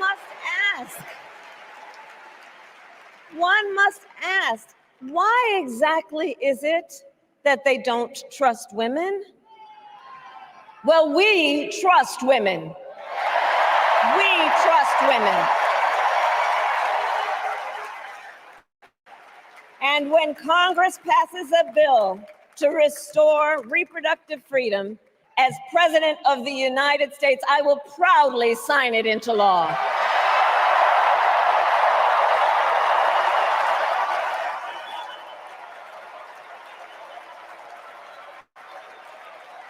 In this election, many other fundamental freedoms are at stake. The freedom to live safe from gun violence in our schools, communities, and places of worship. The freedom to love who you love openly and with pride. The freedom to breathe clean air and drink clean water and live free from the pollution that fuels the climate crisis. And the freedom that unlocks all the others, the freedom to vote. With this election, we finally have the opportunity to pass the John Lewis Voting Rights Act and the Freedom to Vote Act.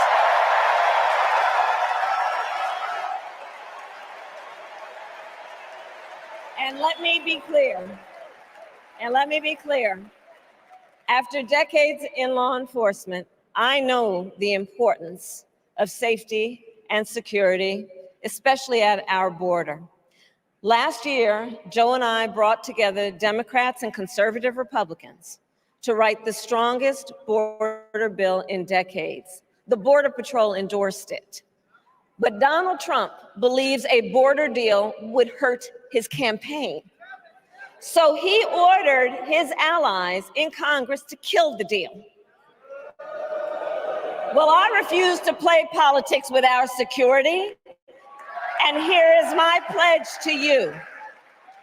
As president, I will bring back the bipartisan border security bill that he killed, and I will sign it into law.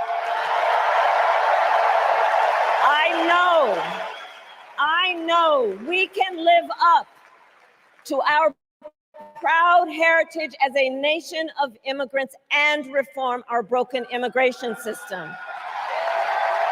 We can create an earned pathway to citizenship and secure our border.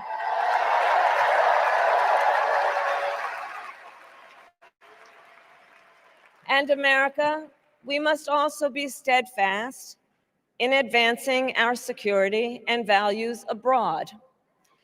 As Vice President, I have confronted threats to our security, negotiated with foreign leaders, strengthened our alliances, and engaged with our brave troops overseas. As Commander-in-Chief, I will ensure America always has the strongest, most lethal fighting force in the world.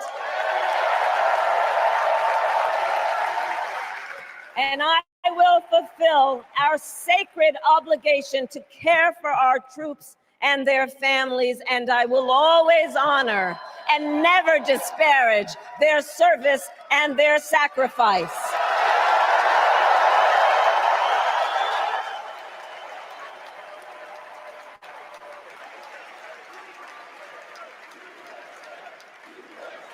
I will make sure that we lead the world into the future on space and artificial intelligence, that America, not China, wins the competition for the 21st century, and that we strengthen, not abdicate, our global leadership. Trump, on the other hand, threatened to abandon NATO. He encouraged Putin to invade our allies, said Russia could, quote, do whatever the hell they want. 5 days before Russia attacked Ukraine, I met with President Zelensky to warn him about Russia's plan to invade. I helped mobilize a global response, over 50 countries, to defend against Putin's aggression. And as president, I will stand strong with Ukraine and our NATO allies.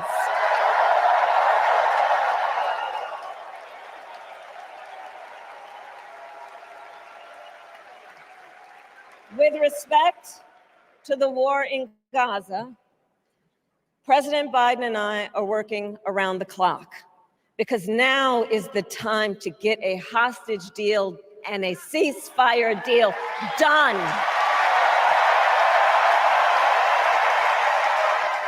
And let me be clear, I will always stand up for Israel's right to defend itself, and I will always ensure Israel has the ability to defend itself, because the people of Israel must never again face the horror that a terrorist organization called Hamas caused on October 7,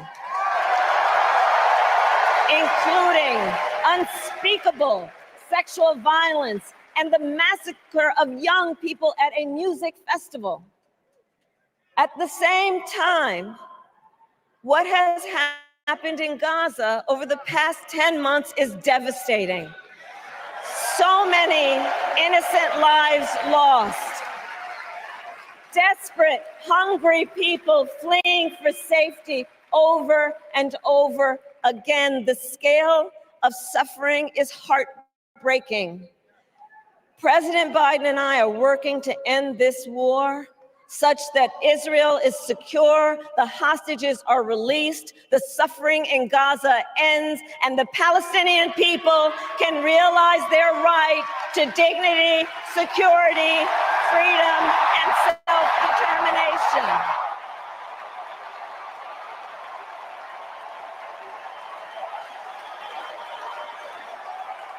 And know this, I will never hesitate to take whatever action is necessary to defend our forces and our interests against Iran and Iran-backed terrorists. I will not cozy up to tyrants and dictators like Kim Jong-un who are rooting for Trump,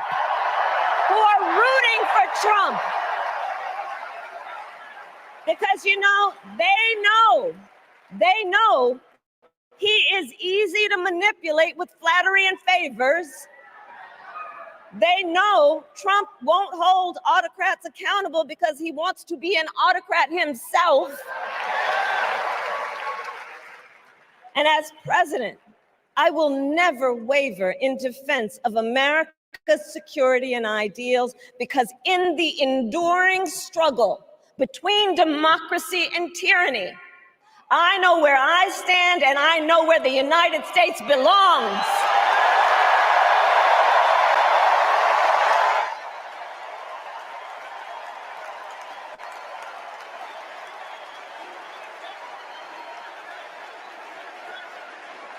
So fellow Americans,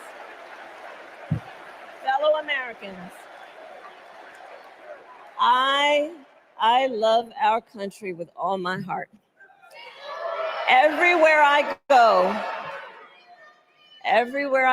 in everyone I meet, I see a nation that is ready to move forward, ready for the next step in the incredible journey that is America. I see an America where we hold fast to the fearless belief that built our nation and inspired the world, that here in this country, anything is possible, that nothing is out of reach. An America where we care for one another, look out for one another, and recognize that we have so much more in common than what separates us. That none of us has to fail for all of us to succeed. And that in unity there is strength. You know, our opponents in this race are out there every day denigrating America, talking about how terrible everything is. Well, my mother had another lesson she used to teach. Never let anyone tell you who you are. You show them who you are. America, let us show each other and the world who we are and what we stand for. Freedom, opportunity, compassion, dignity, fairness, and endless possibilities.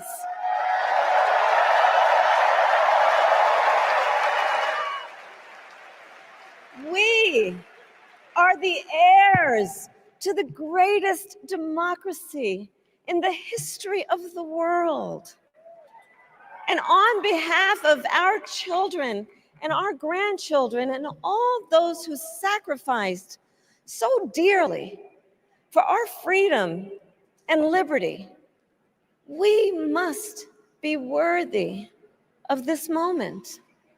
It is now our turn to do what generations before us have done, guided by optimism and faith, to fight for this country we love, to fight for the ideals we cherish, and to uphold the awesome responsibility that comes with the greatest privilege on earth, the privilege and pride of being an American.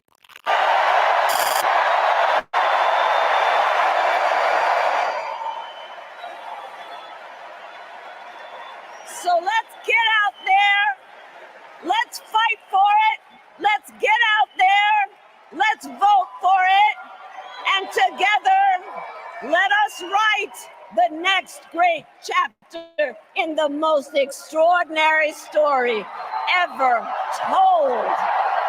Thank you. God bless you, and may God bless the United States of America.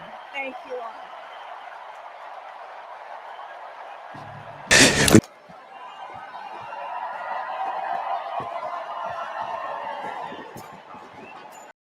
Walk up in the life. Yeah, I'm really him. Talking my shit like I'm really him. Hold up. Look, walking this bitch like, hey. Yeah, I'm really him. Talking my shit like, hey. I'm really him. Don't believe me? Come and see me. Got 3 wishes from my genie. Now I'm on your local TV. Y'all on tour, got demons. Say she wanna come and see me when I'm in a local city. I'm like, pause though. Please step aside so they can see me. And I walk up in this light. Yeah, I'm really him. Talking my shit like I'm really him, on God. Walk up in this light. Yeah, I'm really him. Talking my shit like I'm really him. I'm the realest from my city. That's on money, that's on TV, that's on mamas. Niggas don't believe me, come and see me. I been dodging all that fake. All these niggas working broke, but I been getting paid. All that know me from the street. Flexing for what feature, that's like every other week. Talk behind my back, I kick my feet up, have a seat. Cause at the end of the day, all these watching me as I walk up in this light. Yeah, I'm really him. Talking my shit like I'm really him, on God. Walk up in this light. Yeah, I'm really him. Talking my shit like I'm really him, on God. Walk up in this light. Yeah, I'm really him. Talking my shit like I'm really him. Hold up. Look, walking this bitch like, hey. Yeah, I'm really him. Talking my shit like, hey.